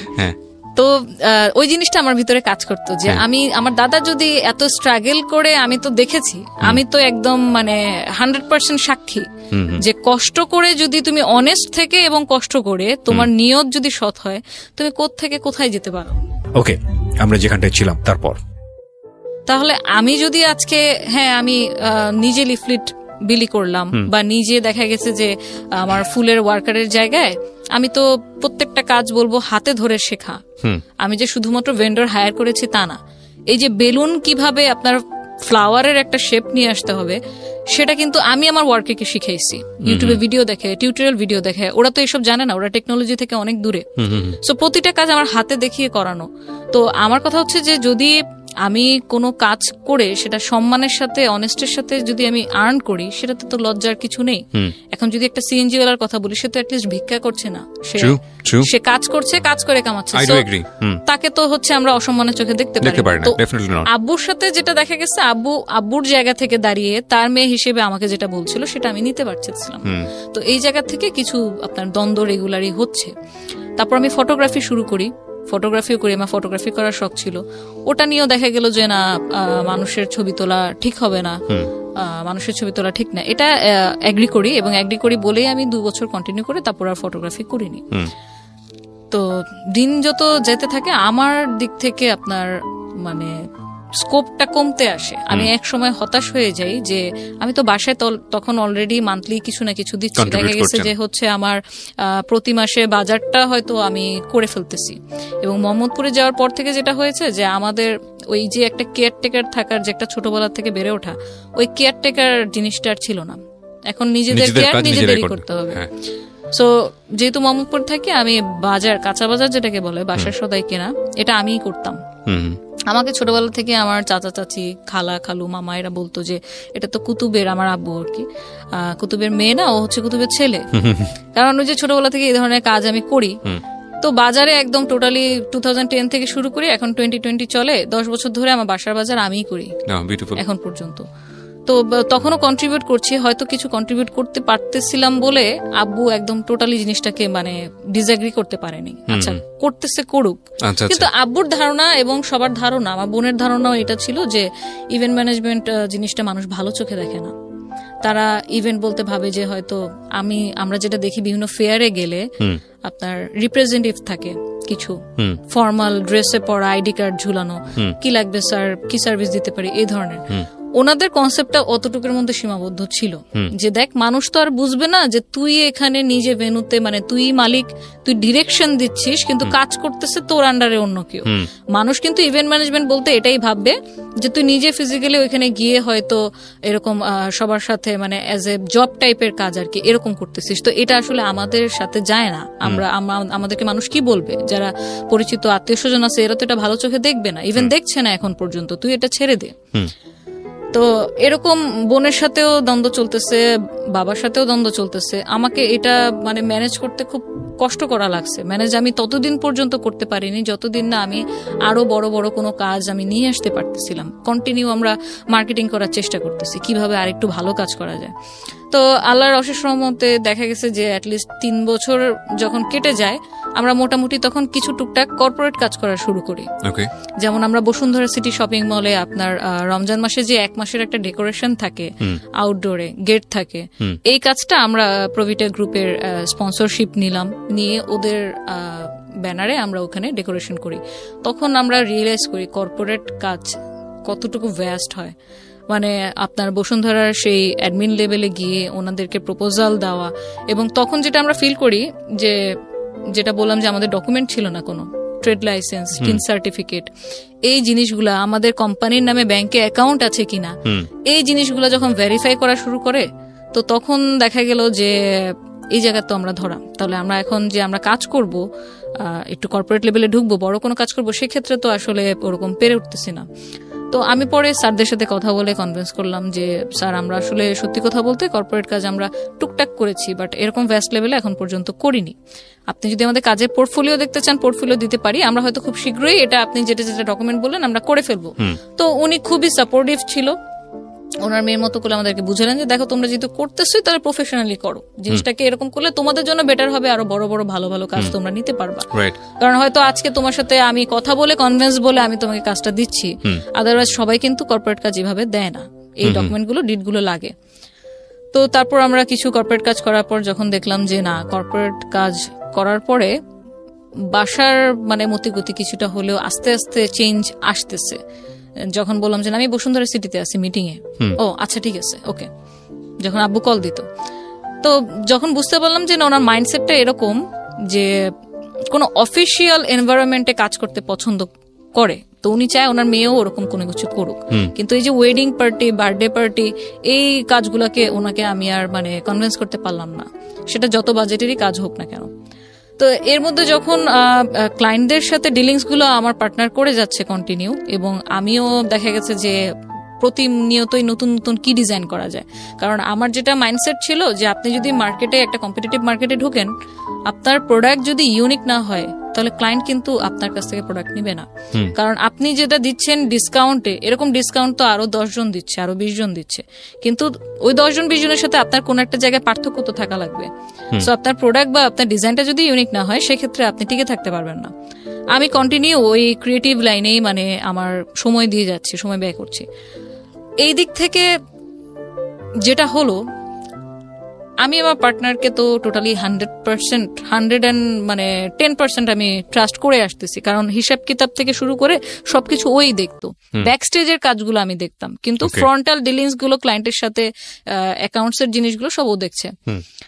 2014 ডিরেক্ট যদি আসি, কারণ এটা কন্টিনিউ হচ্ছে আপনার আফটার 2014 সেম জিনিসই চলে আসছে। Started from 2010। ইয়া 2010। আপনি 4 বছর পরের কথা বলছেন। হ্যাঁ 4 বছর পরে কথা বলছি।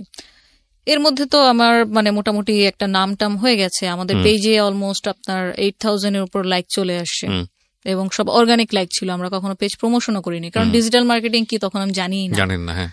তো তখন যেটা হলো যে আম্মু সিক হয়ে যায় আপনার 2013 থেকে, আম্মুর ব্রেনের নার্ভ শুকিয়ে গিয়েছিল, আমরা যেটা বুঝতে পারিনি।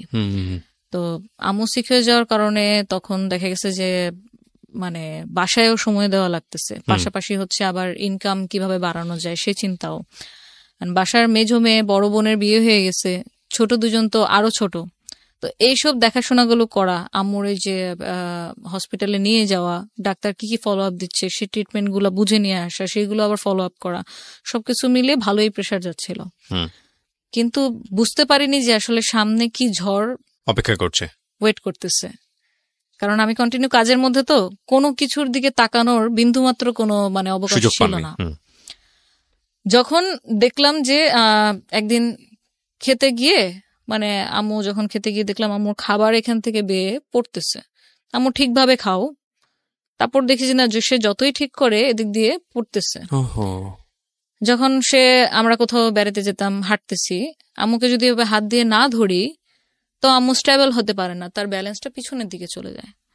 তো তখন যখন আমাদের ফ্যামিলিতে 4 জন ডাক্তার, জ্যাঠার সাথে আলাপ করলাম, আমার জ্যাঠা পিজি হসপিটালে কার্ডিওলজি ডিপার্টমেন্টের হেড, তো জ্যাঠার সাথে আলাপ করলাম, বললো যে তুমি একটা নিউরো ডাক্তার দেখাও, ভালো, এটা ব্রেন থেকে হতে পারে। আমরা অ্যাপোলোতে ভালো একটা ইন্ডিয়ান ডাক্তার দেখালাম, ওনার আন্ডারেই পুরো ট্রিটমেন্টটা চলে 1 বছর নাগাদ। যখন দেখালাম তো আমাদের কয়েকটা রিপোর্টের টেস্টের পরে আসলো যে আম্মুর ব্রেনে যে নার্ভটা আছে ওটা আস্তে আস্তে শুকিয়ে যাচ্ছে। নার্ভ তো অনেকগুলা। হ্যাঁ, যেটা আপনাকে কমান্ড করবে যে হচ্ছে আপনি যেটা করছেন এটা ঠিক কিনা, মানে ঠিকভাবে করতে পারছেন কিনা, বুঝতে পেরেছি। ওই নার্ভটা শুকিয়ে যাচ্ছে। তো যার কারণে উনি রান্না করতে গিয়ে হয়তো একবারের জায়গায় 3 বার লবণ দিয়ে দিচ্ছে। এটা আমরা রিয়েলাইজ করতেছি, উনি করতেছে না। নামাজ হয়তো একই নামাজ উনি 2 বার পড়তেছে, উনি বুঝতেছে না। তো এই জিনিসগুলো যখন খেয়াল করলাম তখন আমরা ইমিডিয়েটলি ডাক্তার দেখালাম, এবং টেস্টের রিপোর্ট যখন এরকম আসলো তখন সলিউশন শুনে আমরা আরো মানে আরেক লেভেলের হতাশায় চলে গেলাম যে এটার আসলে কোনো ট্রিটমেন্ট নেই। তাহলে এটা ট্রিটমেন্ট নেই, সেক্ষেত্রে আমরা এখন কি করতে পারি? তো বিভিন্ন মেডিসিন দেওয়া হলো যে ওনার এটা দিন দিন খারাপের দিকে যাবে, বাট যতটুকু পরিমাণ মানে কম করানো যায়, কন্ট্রোলিং করার জন্য মেডিসিন তাকে দেওয়া হলো, যে তার সাথে ভালো ব্যবহার করা, বাচ্চা সুলভ আচরণ হয়ে যাচ্ছিল দিন দিন, তো তার সাথে ভালো ব্যবহার করা, তাকে এক্সট্রা একটা কেয়ার দেওয়া, সবসময় একটু মানে আগলে রাখা, এবং তাকে টাইম দেওয়া। আমার আম্মুর কিন্তু অলমোস্ট আপনার 40 ইয়ার্স এর উপর হয়ে গিয়েছে আপনার ম্যারিড লাইফ। তো এই টোটাল জার্নির মধ্যে কিন্তু আম্মুর কোনো ফ্রেন্ড ছিল না, কারণ আম্মু খুব কনজারভেটিভ ফ্যামিলি থেকে আসে এবং খুবই ধার্মিক ছিল। উনি ওনার ফ্যামিলি মেম্বারকেই সবচেয়ে আপন মানে সবসময় ভেবে আসছে। তো ফ্যামিলির বাইরেও যে কোনো ফ্রেন্ড মেনটেন করতে হয় বা কারোর সাথে আলাপচারিতা করতে হয়, ইভেন বোনদের সাথে, আমার আম্মুরা কিন্তু 10 বোন 4 ভাই, তো ওটাও কখনো শেয়ার করতো না। তো পারিবারিক লাইফে যেটা হয় আর কি, যে বিয়ের পরে যখন একটা মেয়ে অন্য কোনো সংসারে চলে যায়, তখন ভালো হোক খারাপ হোক তাকে ওটাই মেনে নিয়ে চলতে হয়। এখন আমরা রিসেন্টলি দেখতেছি অনেকে অনেক লিগ্যাল স্টেপে যাচ্ছে, ওখানে তো আসলে এটা কাউকে বলাই যাবে না, বললে মানুষ কি ভাববে যে আমি হয়তো আমার মধ্যে কোনো কমতি আছে, আমি হয়তো সংসার করতে পারছি না। তো আম্মুর যত ধরনের এই যে আমাদের ব্যবসা আব্বুর ফল হয়ে যাওয়া, বাসা বিক্রি করে দেওয়া, এই সব কিছু না মানে ভিতরে ভিতরে পুষে রাখছে। এবং এটার কারণটা আমরা যদি ডাক্তার না দেখাতাম এবং ধরতে না পারতাম যেটা নিউরোলজি প্রবলেম, তাহলে হয়তো আমরাও এটা বুঝতে পারতাম না। তো যখন ডাক্তারের কাছে যাওয়ার পর ডাক্তার জিজ্ঞেস করলো যে উনি এরকম কেন, আপনার কি নিয়ে কষ্ট? তা আম্মু খুব সবসময় হাসি মুখে কথা বলতো, কই কষ্ট, আমার কোনো কষ্ট নেই, ওরা শুধু শুধু আমাকে এখানে নিয়ে আসছে। তো ডাক্তারও তো জানে যে এই ধরনের পেশেন্টদের সাথে কিভাবে আসলে তাদের কথাগুলো বের করতে হবে। তখন আস্তে আস্তে ওনার সাথে কথা বলতে থাকে, এবং ঠিক যে পয়েন্টে গিয়ে মানে শুনে যে আমরা এখন ভাড়া বাসায় থাকি এবং আব্বুর আগে অনেক ব্যবসা ছিল, এখন এই মুহূর্তে আব্বুর ইনকাম কোনো কিছু নেই, তখন সে কান্না করে ডাক্তারের সামনে। That was the main diagnosis, যেটা উনি কারোর সাথে ইভেন শেয়ারও করেনি কখনো, আমাদের সাথেও করেনি, ইভেন আম্মুর কোনো বোনদের সাথেও। আমরা কি করি যে আমার এখন সাপোজ আমার খারাপ লাগতেছে, আমি আমার ক্লোজ যে পার্সন, সেটা ফ্রেন্ড হোক ফ্যামিলি হোক, আমি তার সাথে শেয়ার করবো, দোস্ত আমার এরকম ভাল লাগতেছে না, কি করা যায়? কোনো সাজেশন, কোনো মানে ডিসিশন, কোনো ধরনের কোনো ফিলিংস সে কোনোদিন কারোর সাথে শেয়ার করে নাই। আমাদের এদিক থেকে গাফলতি ছিল যে আমরা এটা বুঝে উঠতে পারিনি যে আম্মুর সাথে এই ব্যাপারগুলো নিয়েও কথা বলা দরকার। নর্মালি যেরকম বাইরে যাচ্ছি, আম্মু তোমার কি খেতে মন চাইতেছে, তখন তো আমার কিছু কিছু ইনকাম করি, হাতে টাকা আছে, কিছু একটা নিয়ে আসতেছি, সে ওটাতেই খুশি। কিন্তু তার ভিতরে যে এত কিছু চলতেছে, নিজের সাথে যুদ্ধ চলতেছে, এটা আমরা কোনো রিয়েলাইজ করিনি যতক্ষণ পর্যন্ত কোনো সিমটম আমরা নিজের চোখে না দেখি। তো যখন এটা ডায়াগনোসিস করা হলো, তারপর ট্রিটমেন্ট শুরু হলো। এখন উইদিন 3 মান্থ মানে আম্মুর অবস্থা এরকম হয়ে গেল যে টোটালি অন্য মানুষ। সে কখনো কখনো কথা উল্টাপাল্টা বলতেছে, মানে এটা কোনো ভাষার মধ্যে পড়ে না, এমনি জাস্ট উল্টাপাল্টা ল্যাঙ্গুয়েজ বলতেছে, কোনো সেন্টেন্সের মধ্যে পড়ে না। মনে হচ্ছে যেন সে অলৌকিক কোনো কিছুর সাথে কথা বলতেছে, কিন্তু অ্যাকচুয়ালি রুমে শুধু আমরাই। কোনো কিছু দিয়ে তাকে থামানো বা তার কাছ থেকে কোনো অ্যান্সার বের করা, এরকম কোনো কিছুই আমরা পারতেছিলাম না। অলমোস্ট 8 মান্থ আপনার এভাবেই চলতে থাকে। নিজেকে অনেক হার্ট করতে করতে দেখা গেছে এখান দিয়ে আপনার ব্লিডিং হচ্ছে। সো 24 আওয়ার্স অবজারভেশনে রাখতে হতো কে না কাউকে না কাউকে। তখন যখন দেখলাম যে আপনার মানে প্রতিদিনই অবস্থা খারাপের দিকে যাচ্ছে, ভালো তো হচ্ছেই না। বাথরুম টাথরুম সে কোনো কন্ট্রোল নাই। বাথরুমের কন্ট্রোল প্রায় আপনার মানে 8 মাস পরে গিয়ে টোটালি আউট অফ কন্ট্রোল হয়ে যায়। তখন আমরা যে আপনার অ্যাডাল্ট যে ডাইপার আছে আমরা সেটা ইউজ করা শুরু করি। তো তার জন্য একটা মেড রাখা হয়েছিল, উনিও খুব বয়স্ক ছিল, আমরা খালা বলতাম ওনাকে। একদম যেহেতু আমরা বাসায় থাকি না, আমার ছোট 2 বোন হচ্ছে স্টুডেন্ট, আমি পড়ালেখা করতেছি, পাশাপাশি কাজ করতেছি। আব্বু তখনও চেষ্টা করতেছে কি করা যায়। কিছু কিছু উনি ইনকাম দিত, মানে না দিলে বাসা কেমনে চলতো। সেভিংস ছিল, কিছু কিছু ইনকাম করতো, কিন্তু পার্মানেন্ট যে কোনো একটা ইনকাম সোর্সের সলিউশন সেটা কিন্তু তখনও হয়নি। অ্যান্ড ইটস অলমোস্ট মানে 2013 এর শেষের দিকে। তো যখন দেখলাম যে আম্মুর এরকম কোনো মানে ভালো তো হচ্ছেই না, দিন দিন আরো খারাপ হচ্ছে, তখন দেখলাম যে আমার কাজের প্রেশার কিছুটা যদি কমিয়ে দিয়ে আমি আম্মুর দিকে সময় দিই, হয়তো তার মানে মেন্টাল যে স্টেটটা আছে সেটা একটু বেটার হইতে পারে। তো তখন এক পর্যায়ে দেখলাম যে আম্মুর নিজের উপর থেকে টোটালি কন্ট্রোল নাই, এবং 6 মাস পর্যন্ত ওনার কোনো জ্ঞান ছিল না। মানে কি করতেছে? আমি তানিয়া, আমার ছোট 2 বোন, আমরা যে তার মেয়ে, আব্বু যে তার স্বামী, ওই বাসায় কে কে থাকে, শি হ্যাড নো সেন্স, তার কোনো সেন্স নাই টোটালি। যদি আপনি বলেন যে একটা মেন্টাল পেশেন্ট যেরকম থাকে, যে তার স্মৃতিশক্তি হারিয়ে গেলে যেরকম হয় অবস্থা, আম্মুর অবস্থা ওরকম ছিল প্রায় 6 মাসের মতো। ওকে, আমরা যেখানটায় ছিলাম তারপর তো এই 6 মাস যে কিছুই বুঝতেছে না, একটা বাচ্চাকে আমরা কি করি, সে কিছুই বুঝে না। আমি তাকে কি কমান্ড করতেছি, বাবা তুমি বসো, বাবু তুমি খাও, বাবা তুমি এটা ধরো না, ওই বাচ্চা কিন্তু ততদিন পর্যন্ত আপনার ল্যাঙ্গুয়েজ বুঝবে না যতদিন পর্যন্ত না তার মধ্যে ভাষার বোধটা আসবে। তো আপনি ধরে নিতে পারেন যে আমার আম্মু আবার মানে সেই বাচ্চার কালেই চলে গেছে। তো তখন আমরা হয়ে গেছি গার্জিয়ান। তখন তাকে এভাবে বুঝানো, সে খেত না। ট্যাবলেট যে দিচ্ছে ডাক্তার, ট্যাবলেট কিভাবে খাওয়াবো, কারণ উনি তো ট্যাবলেট দিলে তো ছুঁড়ে ফেলে দিতেছে, এদিক ওদিক ফেলে দিতেছে, মুখ থেকে ফেলে দিতেছে, খাবে না, তিতা।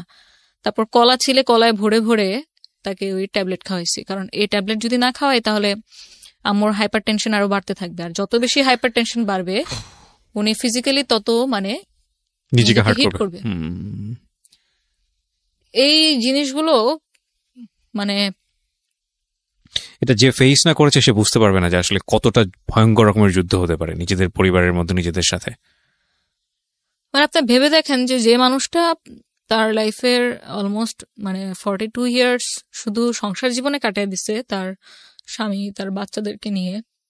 এবং আমার আম্মু ফ্যামিলিতে অ্যাকচুয়ালি মেজো ছেলের বউ, কিন্তু বড় বউ হিসেবেই আসলে গিয়েছে, কারণ আমার জ্যাঠা যেহেতু তখন ডাক্তার পাশ করেনি, সো উনি এমবিবিএস এর জন্য ওয়েট করতেছিল। তারপরে বিয়ে শাদী করবে। আব্বুর যেহেতু পছন্দের বিয়ে ছিল, উনি আগেই বিয়ে করে ফেলছে। তো আমার আম্মু কিন্তু মা হওয়ার আগেই মা হয়ে গেছে, মানে ওনার নিজের সন্তান হওয়ার আগেই ছোট ছোট দেবর কিন্তু মায়ের মতো করে মানুষ করছে। ওনার হচ্ছে 8টা দেবর।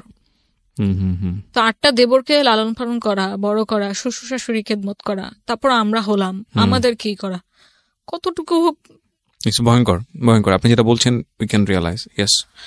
But the thing is that আপনি সন্তান হিসেবে এই জিনিসগুলো রিয়ালাইজ করেছেন, এবং অনেক সন্তানই এটা করে না। আমরা শেষ পর্যন্ত কন্টিনিউ করব। যারা দেখছেন তারা দেখলে বুঝবেন যে আসলে কি অসাধারণ একটা গল্প, কি অসাধারণ একটা জীবন যুদ্ধ এই মেয়েটি করেছে, এবং she is a great successor. আমরা যাই সামনের দিকে, জি প্লিজ। এবং আপনি বলছিলেন যে ওই সময়ই বোধহয় আপনার পার্টনারের সাথে কোনো একটা বিষয় নিয়ে কথা বলতে যাচ্ছিলেন। হ্যাঁ, এটাতে আসতেছিলাম। তো আমার সাথে যখন এই ট্রিটমেন্ট চলতে থাকে, একদিন হঠাৎ আমরা কিন্তু খুব ভালো কাজ করতেছিলাম। আমাদের অলমোস্ট তখন আমি যদি একটু মেনশন করি, আমরা 100টার উপর ওয়েডিং ইভেন্ট করে ফেলি 4 বছরে, উইদিন 4 ইয়ার্স। 100টার পর ওয়েডিং ইভেন্ট করে ফেলি এবং বার্থডে প্লাস আপনার 40-50টার মতো হয়ে যায়। আমরা আস্তে আস্তে খুব রিনোন হয়ে যাই, আমাদের রেগুলার কাজ আসতে থাকে, আমরা কাজ করতে থাকি। হয় কি, আমি জাস্ট নিজের লাইফে আমার আব্বুর প্রতিচ্ছবি দেখতে পারতেছিলাম। আমার আব্বু যতগুলো কর্মচারীকে হাতে ধরে কাজ শিখাইছে, সেই কর্মচারীগুলো একটা পর্যায়ে গিয়ে আব্বুর সাথে বিট্রে করছে, এবং এক্স্যাক্টলি সেম জিনিসটা আমার ক্ষেত্রে হয়েছে।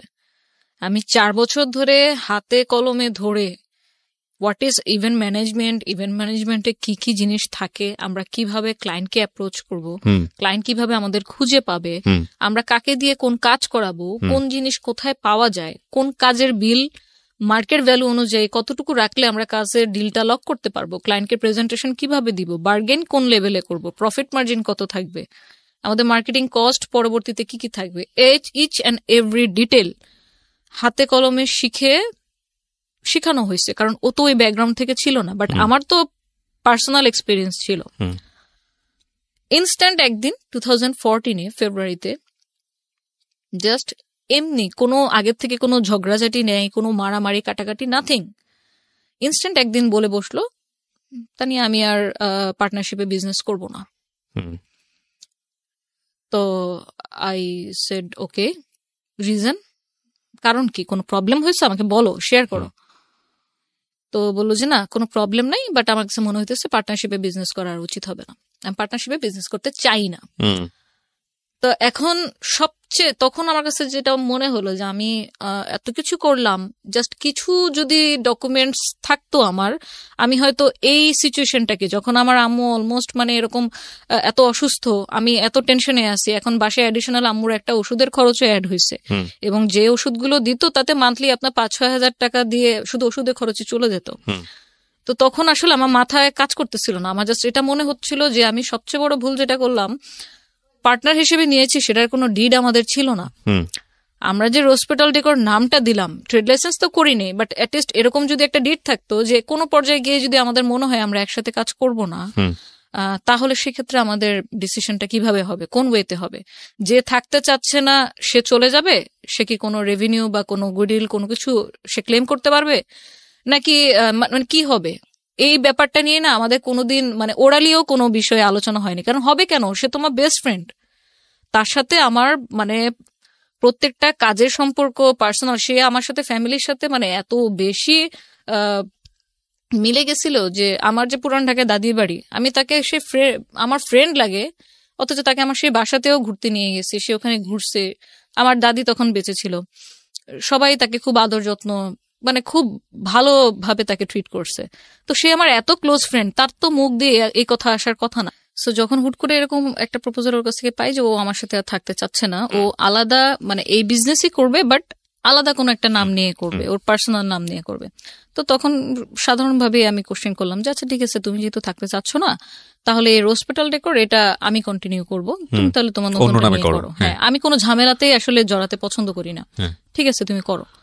ওটাতেও হচ্ছে প্রবলেম ছিল, কারণ অলরেডি তুমি কেন একটা মানে অলরেডি এটা একটা রেপুটেশন গেইন করে ফেলছে, 9,000 লাইক আছে, 8,000 লাইক আছে পেজে। সো সে মানে আমাকে চ্যালেঞ্জ থ্রো করলো, যেটাকে বলে ডিরেক্ট ভাষায়, যে তুমি যদি আসলেই কাজ জানো তাহলে তুমি মার্কেটে এসে দেখাও অন্য নামে, একই সাথে দুজন শুরু করি, দেখি কে আগে যায়। ফাইনাল ডিসিশনটা কি হলো আলটিমেটলি? জিনিসটা তো খুব মানে আমি জানি এটা কাটা ছোড়াছুড়ি হয়েছে এবং এটা নিয়ে অনেক ধরনের অভিজ্ঞতা, খুব ব্যাড এক্সপেরিয়েন্স আপনার আছে। সো রোজপেটাল ডেকোর যেটা আপনি বলছিলেন, ওটা কি আপনারা দুজনে শেয়ার করলেন না বন্ধ করে দিলেন? না, ওটা এখন আলটিমেটলি মিউচুয়াল ডিসিশন যেটা হলো যে ওটা টোটালি বন্ধ, এবং দুটা নাম, এবং আমি যে নামে এখন পরিচিত সিইও হিসেবে এটা হচ্ছে ভার্সেটাইল ইভেন্ট মেকার। ওরপর আপনি ভার্সেটাইল শুরু করলেন। তো ইন দ্য মিন টাইম 4 বছর কাজ করার পরে কি আপনার মনে হয়েছিল যে না ঠিক আছে, কোথায় কোথায় ভুল ছিল, রেজিস্ট্রেশনে ভুল ছিল, বা পাবলিকলি এটাকে প্রপার্টি বানাতে হলে গভর্নমেন্ট রেজিস্ট্রেশনের প্রয়োজন হয়? এক্স্যাক্টলি। সো আমি জাস্ট সেটাই করলাম যে আমার এই 4 বছরের যে বিটার এক্সপিরিয়েন্সটা হলো, যে কি কি গাফিলতির কারণে আমি আজকে এই দশা হলো, আমি সে সবকিছুই আমার এই নেক্সট এর ক্ষেত্রে আমি ইমপ্লিমেন্ট করলাম। আমার এখন ট্রেড লাইসেন্স, টিন সার্টিফিকেট, নিজস্ব অফিস, সবকিছুই, এবং আমার সোর্সিং আমি ছাড়া কেউ জানে না, যে ভুলটা আমি আমার মানে পাস্ট এক্সপিরিয়েন্স আর কি গেইন করলাম। তো যখন শুরু করলাম তখন আমার জন্য একটু ডিফিকাল্ট ছিল যে নতুন একটা কোম্পানি, কারণ সবচেয়ে মোস্ট ডিফিকাল্ট পার্ট ছিল যে ক্লায়েন্ট যেহেতু ও ডিলিংস করতো, সো ক্লায়েন্টের আপনি ফোন নাম্বার বলেন, মেল আইডি বলেন, আমার কাছে কিন্তু কোনো ডকুমেন্টস নাই। সবকিছু ওর কাছেই ছিল। তো তারপরেও আমি সাহস নেই, কারণ আমাকে তো করতে হবে। আমি অলরেডি বাসায় সাপোর্ট দিয়ে যাচ্ছি, এখন যদি মাঝপথে এসে আমি এভাবে বন্ধ করে দিই, অলরেডি এখন বাসায় আরো কন্ট্রিবিউশনের দায়িত্ব বেড়ে গেছে, তো তখন কি করব? তো আমি কোনো ঝামেলা না জড়ে আমি ওকে ওর মতো থাকতে দিই, আমি আমার মতো থাকি। আমি ওদিন থেকে ওর পর থেকে, সেই মুহূর্তের পর থেকে আমি ওর সাথে আর কোনো কন্ট্যাক্ট আজ পর্যন্ত করিনি। তো 2014 নতুন জার্নি শুরু হলো আমার ভার্সেটাইল ইভেন্ট মেকারের। এখন আলাদা তো হলাম, কিন্তু অ্যাকচুয়ালি কি আলাদা হলাম? কারণ যেই লোকগুলোকে আমি মাইনে দিতাম, যে লোকগুলোকে দিয়ে আমি কাজ করাতাম, সে তো সেম লোকগুলোকে দিয়ে এক্সট্রা পেমেন্ট দিয়ে সে কাজ করিয়ে নিচ্ছে। যে ওয়্যারহাউস থেকে আমি রেন্টে কাপড় বা ফুল ভাড়া করতাম, সে তো সেম ওয়্যারহাউস ওই জায়গা থেকে নিচ্ছে। তাহলে আমি শুধু নামটা পরিবর্তন করলাম, কিন্তু আমার আর বাকি সবকিছুই কিন্তু, কঙ্কালটা কিন্তু সেম রয়ে গেল। এই জিনিসটা নিয়েও যখন ফিউচারে দেখলাম যে না আমি বুকিং দিচ্ছি, টাইমলি পাচ্ছে না, বলছে সেই বুকিং এ চলে গেছে, না উনি আগে বুকিং দিচ্ছে, এটা নিয়েও যখন দেখলাম যে দুটা না, আমি তখন ভাবলাম ভাই আমি ওয়েডিং এ কাজই করব না, আমি টোটালি আমার লাইনই চেঞ্জ করে ফেললাম, আমি ওয়েডিং এ কাজ করব না, আমি শুধু বার্থডে নিয়ে করি, দেখি আল্লাহ কি রাখছে কপালে। জানি না আল্লাহ কোত্থেকে এত সাহস, এত শক্তি, এত ধৈর্য আমার মধ্যে দিচ্ছে যে আমি কোনো কিছু নিয়ে ঝামেলা করতে চাইনি। আমি জাস্ট ফোকাস করছি আমার গোলে, আমি কি করতে চাই। কোনো একটা সোশ্যাল ইভেন্ট, আপনার বার্থডে ইভেন্ট ছিল, লাকিলি ওনারা মনে হয় যেন আল্লাহ তাকে ফেরেস্তা হিসেবে পাঠিয়ে দিছিল আমার লাইফে, নয়তো আমার এই টার্নিং পয়েন্টটা আসতো না জার্নির। তো ওনারা পেশাগতভাবে ছিল সেনাবাহিনীর, ওনার হাজব্যান্ড ওয়াইফ, ওনাদের ছেলের বার্থডে ছিল। তো ওই বার্থডেটার কাজের ডেকোরেশন আমি যেই থিমে করে দিই, এমন ভাবে করে দিই, আমার ডিরেক্টলি বলতে গেলে কাজে লস হয়েছিল, 3,500 টাকা আমার পকেট থেকে গেছে। বাট মনে করেন যে আমি আজকে আপনার সামনে বসে কথা বলতেছি, আমি ধরে নিব যে আমি হয়তো ওনাদের সাথে পরিচয় না হলে আমি হয়তো আজকে আপনার সামনে কথাও বলতে পারতাম না, কারণ ওই পজিশনে আমি যেতে পারতাম না। তো আমার কাজে ওনারা এত বেশি প্লিজড হলো যে আমাকে ডিরেক্টলি আমাকে নিয়ে আধা ঘন্টা ওনারা কথাও বললো যে আপনি কি কি কাজ করেন, কতদিন ধরে কাজ করতেছেন। যখন আমি ওনাদের সাথে আমি বললাম যে আমি সবাইকে সত্য কথা বলি, আমার সাথে এই হয়েছে, আমি এত তারিখ থেকে 2010 থেকে কাজ শুরু করছি, এর মধ্যে কর্পোরেট এদের সাথে কাজ করছি, তো আপনাদের যদি নেক্সটে কোনো কাজ হয় আমাকে বলেন। আমি কিন্তু জাস্ট সোশ্যাল ইভেন্ট এই ধরনের হিসেবে আমি বলছি, বাট আমি জানতাম না যে আমার সামনে এত বড় একটা অপরচুনিটি ওয়েট করতেছে। তো ওনাদের সামনেই হয়তো একটা আন্তর্জাতিক প্রোগ্রাম ছিল, আন্তর্জাতিক জাতিসংঘের শান্তিরক্ষী দিবস, 2017 সালে এটা। তো এর মধ্যে তো আমি নিজে নিজে কিছু টুকটাক কাজ করেছি। তখন বললো, আমাকে একদিন কল দিল যে আপনি এরকম এই ধরনের কাজ কি কখনো করেছেন? তো আমি বললাম এই ধরনের বলতে এই প্রোগ্রামে যা যা লাগবে সেগুলো আমি আপনাকে সাপোর্ট দিতে পারবো, বাট সত্যি কথা আমি এর আগে কোনো আন্তর্জাতিক কোনো জাতীয় কাজ করিনি। The thing is that honesty is the best policy. আমি সবসময় এটা বলি, আমরা ছোটবেলায় শিখেছি সততাই সর্বোৎকৃষ্ট পন্থা। আসলে না নিজের উইকনেসকে কখনো গোপন করতে নাই, পার্টিকুলারলি 2-1 জায়গা ছাড়া, সেটা অন্য জিনিস, ওই ডিসকাশনে আসা যাবে না আজকে। কিন্তু আমার মনে হয় এইসব ডিলিংস এর ক্ষেত্রে, বিজনেস ডিলিংস এর ক্ষেত্রে সবসময় উইকনেসটাকে ওপেন রাখা ভালো, যে স্যার আমি এটা পারি, এটা আমি পারি না, এই জায়গাটা আমার উইকনেস, সো এতটুকুর জায়গাতে আমার কনফিডেন্ট আছে, এতটুকুর জায়গাতে আমার নাই। এতে করে হয় কি, যিনি আমাকে নিয়ে ডিল করছেন তারও কনফিডেন্টটা অনেক বেশি গ্রো করে যে না আমি একটা অনেস্ট মানুষের সাথে ডিল করছি। রাইট। এবং এই জিনিসটা আমাকে অনেক গ্রো করতে অনেক হেল্প করেছে। যেমন আমি ওনাদেরকে বলেছি যে আমি এর আগে কখনো কোনো ন্যাশনাল বা ইন্টারন্যাশনাল ইভেন্ট করিনি, বাট কর্পোরেট ইভেন্ট করার এক্সপিরিয়েন্স আমার আছে।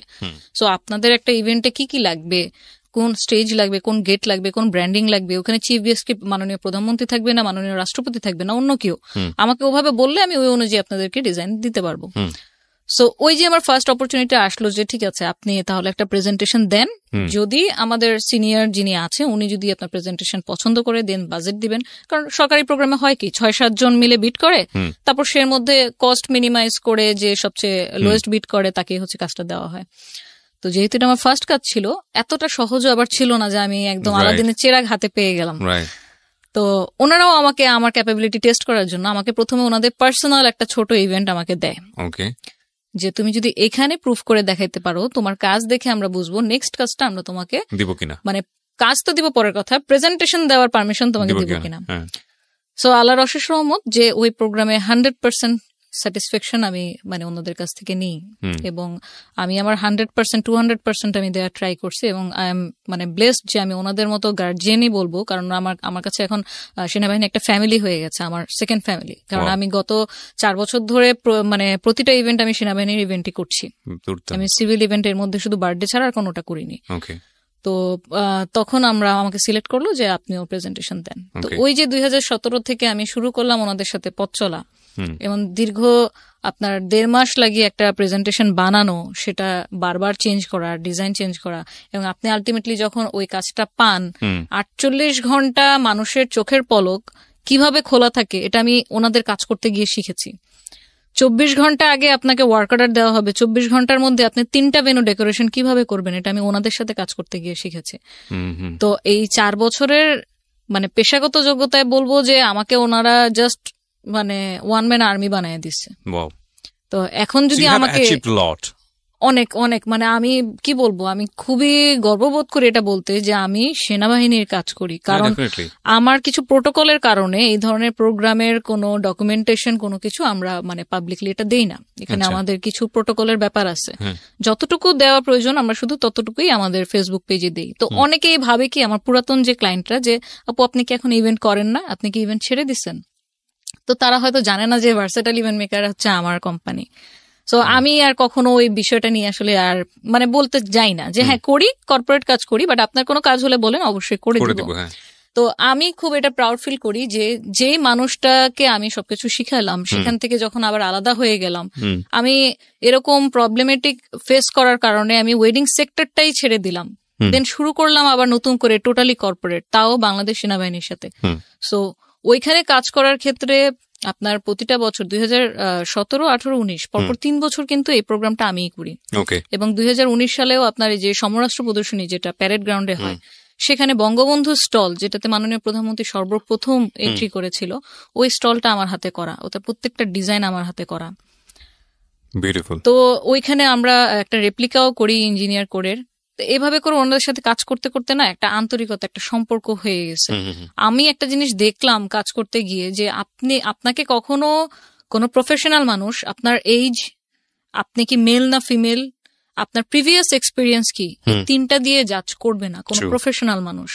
কারণ আজকে আপনি যদি আমার ক্লায়েন্ট হন, আপনি এটা দেখবেন যে আমার ইভেন্টে উনি আমাকে কি দিতে পারবে। সো আমি ব্যাকে কি 1000টা কাজ করছি না 500টা কাজ করছি, কার সাথে কাজ করছি, দ্যাট ডাজন্ট মেক সেন্স। আমি আপনাকে কি দিব, দ্যাটস দ্য ডিল।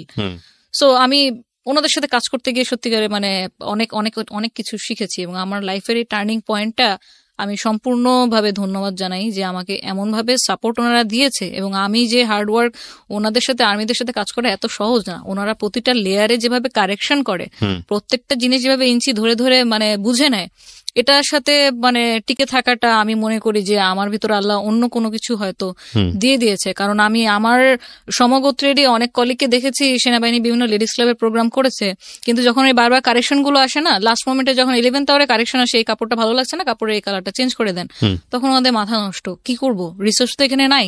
তো আমি যেহেতু হ্যাবিচুয়েটেড, তো আমার মনে হয় যে আমি এটা ব্লেসিং, আমি এটা নিয়েই আগাতে চাই, এটা নিয়েই সামনে করতে চাই। কি হলো মানে এই কাজগুলো আপনার পার্সোনাল লাইফের কি কি চেঞ্জেস আনলো? লাইক আমরা যতটুকু শুনেছিলাম যে আম্মু যখন সিক ছিল 2014-এ, যদি একটু বলি তো 2014-এর মার্চ মাসে, মে মাসের 6 তারিখে আম্মু কিন্তু মারা যায়। মারা যাওয়ার আগে যা যা আমরা ডিফিকাল্টিস ফেস করেছি তা আসলে আমি আপনার সাথে একটা না রিকভারি করেনি, এটা একটা প্রোগ্রামে বলে শেষও করা যাবে না আর বোঝানো যাবে না। আমাকে যদি বলেন যে আপনার লাইফের যদি কয়েকটা আপনার থেকে থাকে যে ইনকমপ্লিটনেস একটা বলেন, আমি সেই নাম্বার 1-এ বলবো যে আম্মু যখন তাকে হসপিটালে ভর্তি করলাম, যে না বাসায় কন্ট্রোল করা যাচ্ছে না, বাসায় উনি অনেক বেশি হাইপার হয়ে যাচ্ছে এবং উনি খাওয়া দাওয়া করছে না বলে ডিহাইড্রেশনে ওনার ঠোঁট কালো হয়ে গেছে। এখন যদি আমি ইমিডিয়েটলি ওনাকে স্যালাইন না দিই, আমিও আমাকে বাঁচাতে পারবো না। ইবনে সিনা বলেন, আমাদের ধানমন্ডির আশেপাশে যে কটা হসপিটাল প্রাইভেট ছিল কেউ ভর্তি রাখেনি। কেন? কারণ সবাই ভাবতো উনি মেন্টাল পেশেন্ট, তো ওনাকে তো নর্মাল হসপিটালে কেউ ভর্তি রাখেনি। তারপর আমরা ওখানে বাবর রোডেই একটা প্রাইভেট হসপিটাল ছিল, মানসিক হাসপাতাল, সেখানে আম্মুকে মানে নিয়ে যাই যে দেখেন এখন বাঁচাইতে হবে, আপনি স্যালাইন দেন, যা দেন, অন্য হসপিটালে ভর্তি নিচ্ছে না। ওকে, আমরা যেখানটায় ছিলাম তারপর আম্মু এখানে 7 দিন ভর্তি থাকে, এবং ওদের যে রুলস রেগুলেশন ছিল যে পেশেন্টের সাথে পেশেন্টের কোনো অ্যাটেন্ডেন্স অ্যালাউ না, কারণ ওইখানে ওনারা আল্লাহ জানে মানে এমন ভাবে ট্রিট করে পেশেন্টের সাথে যেটা মানে অ্যাটেন্ডেন্সটা দিতে পারবে না। আমি সেখানে, আম্মু কোনো সেন্স নাই, আমি যে তার মেয়ে সে জানেও না, কিন্তু আম্মুকে যে নিয়ে যাচ্ছে টেনে, আম্মু আমার হাত এভাবে ধরে রাখছে, হাত ছাড়তেছে না। মানে সেটা রিয়েলাইজ করতেছে, বুঝতেছে যে কোথাও যাচ্ছে। তো পরে আমিও তো নাছোড়বান্দা, মানে আমি আমি আসলে সত্যি কথা বলতে আমি আম্মুকে কখনো কোনো এরকম হার্ডশিপ ফেস করতে হবে এটা আমাদের ধারণার বাইরে। হুটহাট সবকিছু চেঞ্জ হয়ে গেল লাইফের, সব এভরিথিং। 7 দিন এখানে ভর্তি থাকার পর প্রতিনিয়ত ইনজেকশন পুশ করতেছে, স্যালাইন দিচ্ছে, খাওয়ানোর চেষ্টা করতেছে। কিছু কিছু ভালো মানুষ থাকে যে আপনার মারা যাওয়ার আগে খুব ভালো ভালো কথা বলেন, ভালো মেমোরিগুলো দিয়ে যায়, যাদেরকে রেখে যায়। তো আম্মুর সাথে যে এই 1 বছর এত অসুস্থতা, এত কিছু, আমাদেরকে চিনতে পারতেছে না, নিজেকে হার্ট করতেছে, খাচ্ছে না, ডাইপার চেঞ্জ করানো লাগতেছে, গোসল করানো লাগতেছে, সবকিছু আমরা করতেছি। ঠিক মারা যাওয়ার আগে 1 সপ্তাহ উনি পুরো সুস্থ, মাশাআল্লাহ। উনি চিনতেছে, ওনার মধ্যে কোনো হাইপার টেনশন কাজ করতেছে না। জাস্ট ওই হসপিটাল থেকে নিয়ে আসলাম, আব্বুকে দেখে জড়ায়া ধরলো, মানে এতদিন পর দেখছে। 6 মাস পর যখন আমার মা আমাকে চিনতেছে, এর চেয়ে খুশির আর কিছু নাই। It's a blessing. তো আমরা আবার ফলো আপের জন্য ডাক্তারের কাছে যাই। তো ডাক্তারের সময় যাওয়ার জন্য আম্মু সবসময় মানতো যে হচ্ছে ম্যারিড মহিলাদের নাক ফুল থাকা লাগবে, চুড়ি পরা থাকা লাগবে, না তো এটা ভালো না। তো আম্মু তো চুড়ি খুঁজতেছে, তানি আমার চুড়ি কোথায়, আমাকে চুড়ি দে, হুইল চেয়ারে বসা, ডাক্তারের কাছে যাবো। তো আমি বলছি আম্মু তোমার চুড়ি তো খুলে রাখছি, তুমি এরকম ব্যথা পাও এই জন্য খুলে রাখছি। ডাক্তার বলছে ওনার সামনে কোনো ধরনের কোনো জিনিসপত্র রাখবেন না, উনি যেহেতু হার্ট করে। আচ্ছা ঠিক আছে, তাহলে আমি বলছি আমি তোমাকে চুড়ি আইনে দিব না। আমাকে কবে কিনে দিবা? কিনে দিব, আমি কালকে চুড়ি কিনে দিব। আচ্ছা ঠিক আছে, তাহলে এখন কিছু একটা দাও। পরে আমাদের ব্রেসলেট খুলে আম্মুকে পরাইয়া দিছি। তখন আর ভিতরে যাইনি যে চুড়ি বের করব। এই কালকে যে আমার লাইফে আর কোনোদিন আসবে না, এটা তো ভাবি নাই। আমি জাস্ট পরের দিনই আমি একটা বিল পাইলাম আমার কাজের, ভালো অঙ্কের টাকা ছিল। আমার দুলাভাইকে নিয়ে বসুন্ধরা সিটিতে গেলাম, গোল্ডের দোকানে চুরি কেনার জন্য। চুড়ি কেনার জন্য। এখন আম্মুর যে ফিজিক্যাল প্রবলেম গুলো হচ্ছিল, এটার জন্য আমরা আবার বাসায় ফিজিওথেরাপিস্ট অ্যাসাইন করি, যে ওনাকে কিভাবে হাত এরকম করা যাবে, পা ব্যায়াম করানো, মুখের ব্যায়াম করানো, এই জন্য ফিজিওথেরাপিস্ট হায়ার করি। ওটাও চলছিল ভালোই। তো হঠাৎ করেই কেবল গোল্ডের দোকানে ওই দিন কেমন যেন একটা অশান্তি লাগতেছিল। আমি কিন্তু এই টানা 1 বছর আম্মুকে বাসায় রেখেই কাজে গেছি, বের হয়েছি, বাট কখনো এরকম মানে এই ফিলিংসটা কখনো হয় নাই। কেমন যেন একটা মানে কি যেন নাই, এরকম একটা ফিল করতেছি। তা আমি বারবারই আমার দুলাভাইকে তাড়া দিচ্ছি, ভাই তাড়াতাড়ি করেন, তাড়াতাড়ি করেন, তাড়াতাড়ি করেন, তাড়াতাড়ি নেন, কারণ আসলামই তো মাত্র, দাঁড়াও, বাইকটা পার্ক করতে দাও। গোল্ডের দোকানে গেলাম, সাথে সাথে আপনার ফিজিওথেরাপিস্টের ফোন, আপু তাড়াতাড়ি আসো, আম্মু কেমন যেন করতেছে। আমার তো একদম মানে মনে এমন একটা মানে চিপ মারছে, আমি নিঃশ্বাস নিতে পারতেছিলাম না। ওইখানে রেখেই আর কোনো কিছু নেওয়ারই নাই, তাড়াতাড়ি যত দ্রুত সম্ভব বাসায় আসতে আসতে আমি আমার ডাক্তার চাচাকে ফোন দিই, আমার 8 নম্বর চাচাও ডাক্তার সার্জারির, ওনাকে ফোন দিই যে কাকা এরকম আম্মু নাকি কোনো রিয়াক্ট করতেছে না, তো ফিজিওথেরাপিস্ট এরকম ব্যায়াম করাইতেছে বাট উনি কোনো রেসপন্স করতেছে না। তো বলে এরকম ওই যে বুকে আপনার প্রেশার দেওয়া, মাউথ টু মাউথ হচ্ছে আপনার অক্সিজেন দেওয়া, এগুলো করতে বল, আর তুই একটা অ্যাম্বুলেন্স কল কর ইমার্জেন্সি। তো আমি ওই বাইকে বসে বসে আমি অ্যাম্বুলেন্স কল করলাম, আমার বাসার কেয়ারটেকারকে বললাম, একসাথে 3টা অ্যাম্বুলেন্স বাসার নিচে রেডি। তা আমি জাস্ট গিয়ে মানে দোতলাতেই ছিলাম জাপান গার্ডেন সিটিতে, সিঁড়িতে উঠতে গিয়ে পড়ে গেলাম। আরেকটা বাধা, আমার তো অলরেডি বাধা সকাল থেকেই মনের মধ্যে কেমন লাগতেছে। তো ঢুকে দেখি আমার হাত পা ঠান্ডা হয়নি, কিন্তু আমার রেসপন্স করতেছে না। বিশ্বাস করেন মানে আমি বুঝি নাই যে আমু নাই, কারণ এর আগে তো অনেক ডিফিকাল্টি ফেস করে আসছি, অলমোস্ট 1 বছর। অনেকবার আম্মু সেন্সলেস হয়ে গেছে, অনেকবার অনেক কিছু হয়েছে, কিন্তু ওই দিনই কেন যেন মনে হইতেছিল যে আম্মু মনে হয় নাই। পরে আমরা ধরে টরে এগুলো বাসায় ওই ইনিশিয়াল ট্রিটমেন্ট দিয়ে কিছু হয়নি, আমরা পাশে সিটি হসপিটাল নিয়ে গেলাম ইমার্জেন্সিতে। ওইখানে সারাক্ষণই ধাক্কাইতেছি, আম্মু উঠো উঠো উঠো উঠো, কথা বলো, আমি আসছি তো, তোমার জন্য চুড়ি কিনতে গেছিলাম, চুরি নিয়ে আসতে পারি নাই, যাবো তোমার নিয়ে যাবো, চোখ খুলো। কোনো কিছুতে কোনো সারা শব্দ নাই। যখন ইসিজি রিপোর্টটা হাতে পেলাম, জাস্ট একটা ব্ল্যাঙ্ক লাইন।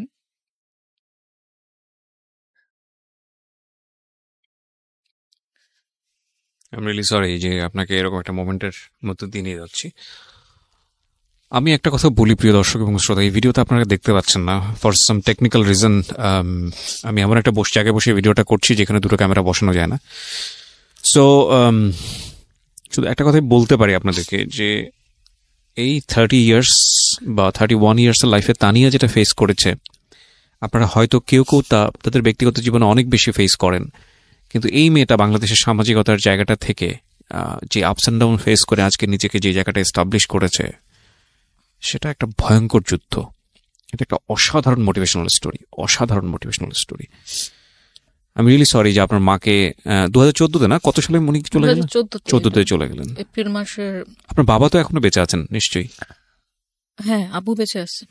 আব্বু বেঁচে আছে, আব্বু ভালো আছে, সুস্থ আছে। করোনা পজিটিভ ছিল, 15 দিন হসপিটালে ভর্তি ছিল, এখন ভালো সুস্থ।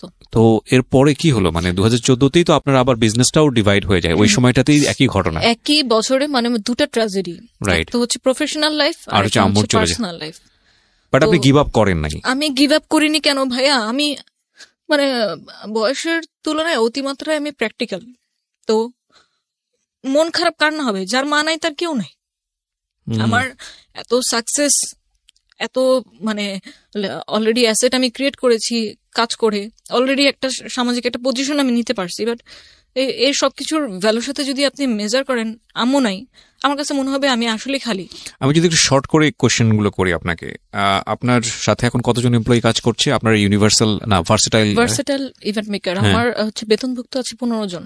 রেগুলার বেতন পায় আপনার এখান থেকে? বেতন পায়। ওকে। এবং আমার আমি যেটা মানে আস্তে আস্তে যেটা আমার গ্রো করছে বিজনেসে, যে আমি যদি যতদিন নিজে স্বাবলম্বী না হব, আমি আমার ক্লায়েন্ট হারাবো।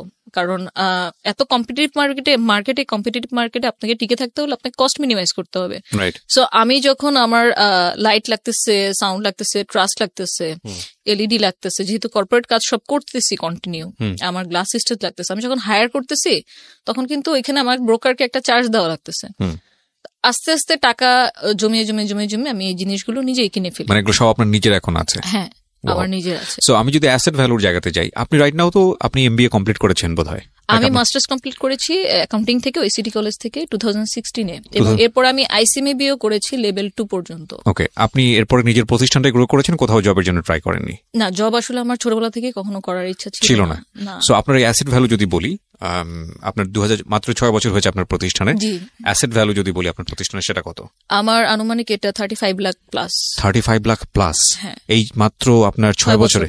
6 বছর। এবং সেখানে 15 জন মানুষের 15টা পরিবার আপনার এটাতে ইনভলভ। জি। আপনার বাবার ঋণের কি অবস্থা?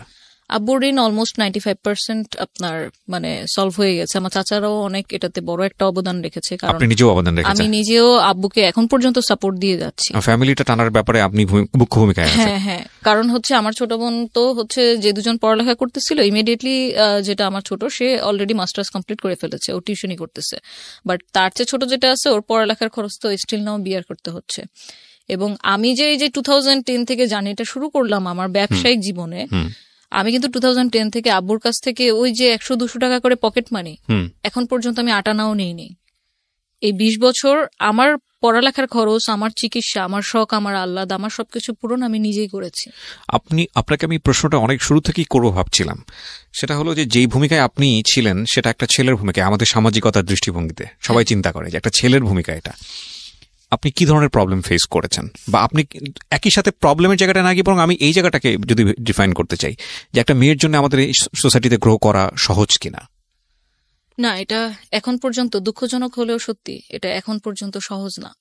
কারণ দেখেন, যদি আমার লাইফের উদাহরণ দিয়ে আপনারা বুঝতে পারবেন, খুব শিক্ষিত একটা পরিবার, আমাদের প্রত্যেকটা চাচা বাবা সবাই অনেক শিক্ষিত।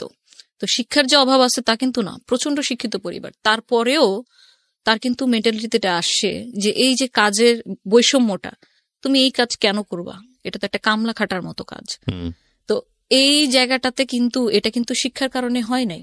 সামাজিক পারিবারিক দৃষ্টিভঙ্গি। থেকে কিন্তু একটা বাইন্ডিংস আমার ছিল। True, আমি কিন্তু true. প্রথম 6 মাস কিন্তু জানাতে সাহস পাই নাই যে আমি এই কাজ করতেছি, কারণ আমি জানি প্রবলেম ফেস করতে হবে। রাইট।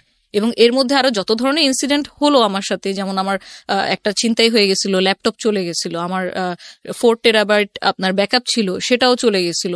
তারপরেও আমাকে এখানে সার্ভাইভ করে থাকতে হবে, কারণ আমি জানি আমি বিজনেস ছাড়া বা আমার যেটা বলি যে আমার শখ থেকে এটা নেশা হয়েছিল, নেশা থেকে পেশা হয়েছিল। সো প্রত্যেকটা এন্টারপ্রেনারের উচিত সে কাজটা করা যে কাজটা করলে তাকে মনে হবে না যে সে অ্যাকচুয়ালি কাজ করতেছে, কাজের মধ্যে মজাটা। তো সমাজের দৃষ্টিকোণ থেকে বললে আমি এই যে ধরেন এখন তো অনেকটাই মানে বলতে পারি যে আমার ফ্যামিলিগত যে দৃষ্টিকোণটা ছিল সেটা অনেকটাই পরিবর্তন হয়ে গেছে। এখন আমার আব্বুও প্রাউড ফিল করে। আমি যখন ফোন করে বলি, আব্বু আমার প্রোগ্রামে মাননীয় রাষ্ট্রপ্রধান এসছেন, রাষ্ট্রপতি এসছেন, লাইভ যাচ্ছে বিটিভিতে, তুমি দেখো। এটা বলতে আমার যতটা না ভালো লাগে, ওটা কিন্তু আমার ফ্যামিলি মেম্বারদের দেখতে আমার চেয়ে বেশি ভালো লাগে। আমি কোথাও ওয়েবিনার করছি, কোথাও ইন্টারভিউ দিচ্ছি, সেটার সাথে সাথে যখন লিঙ্কটা দেই ওনারাই কিন্তু আগে দেখতেছে, ওনারা সাপোর্ট দিচ্ছে।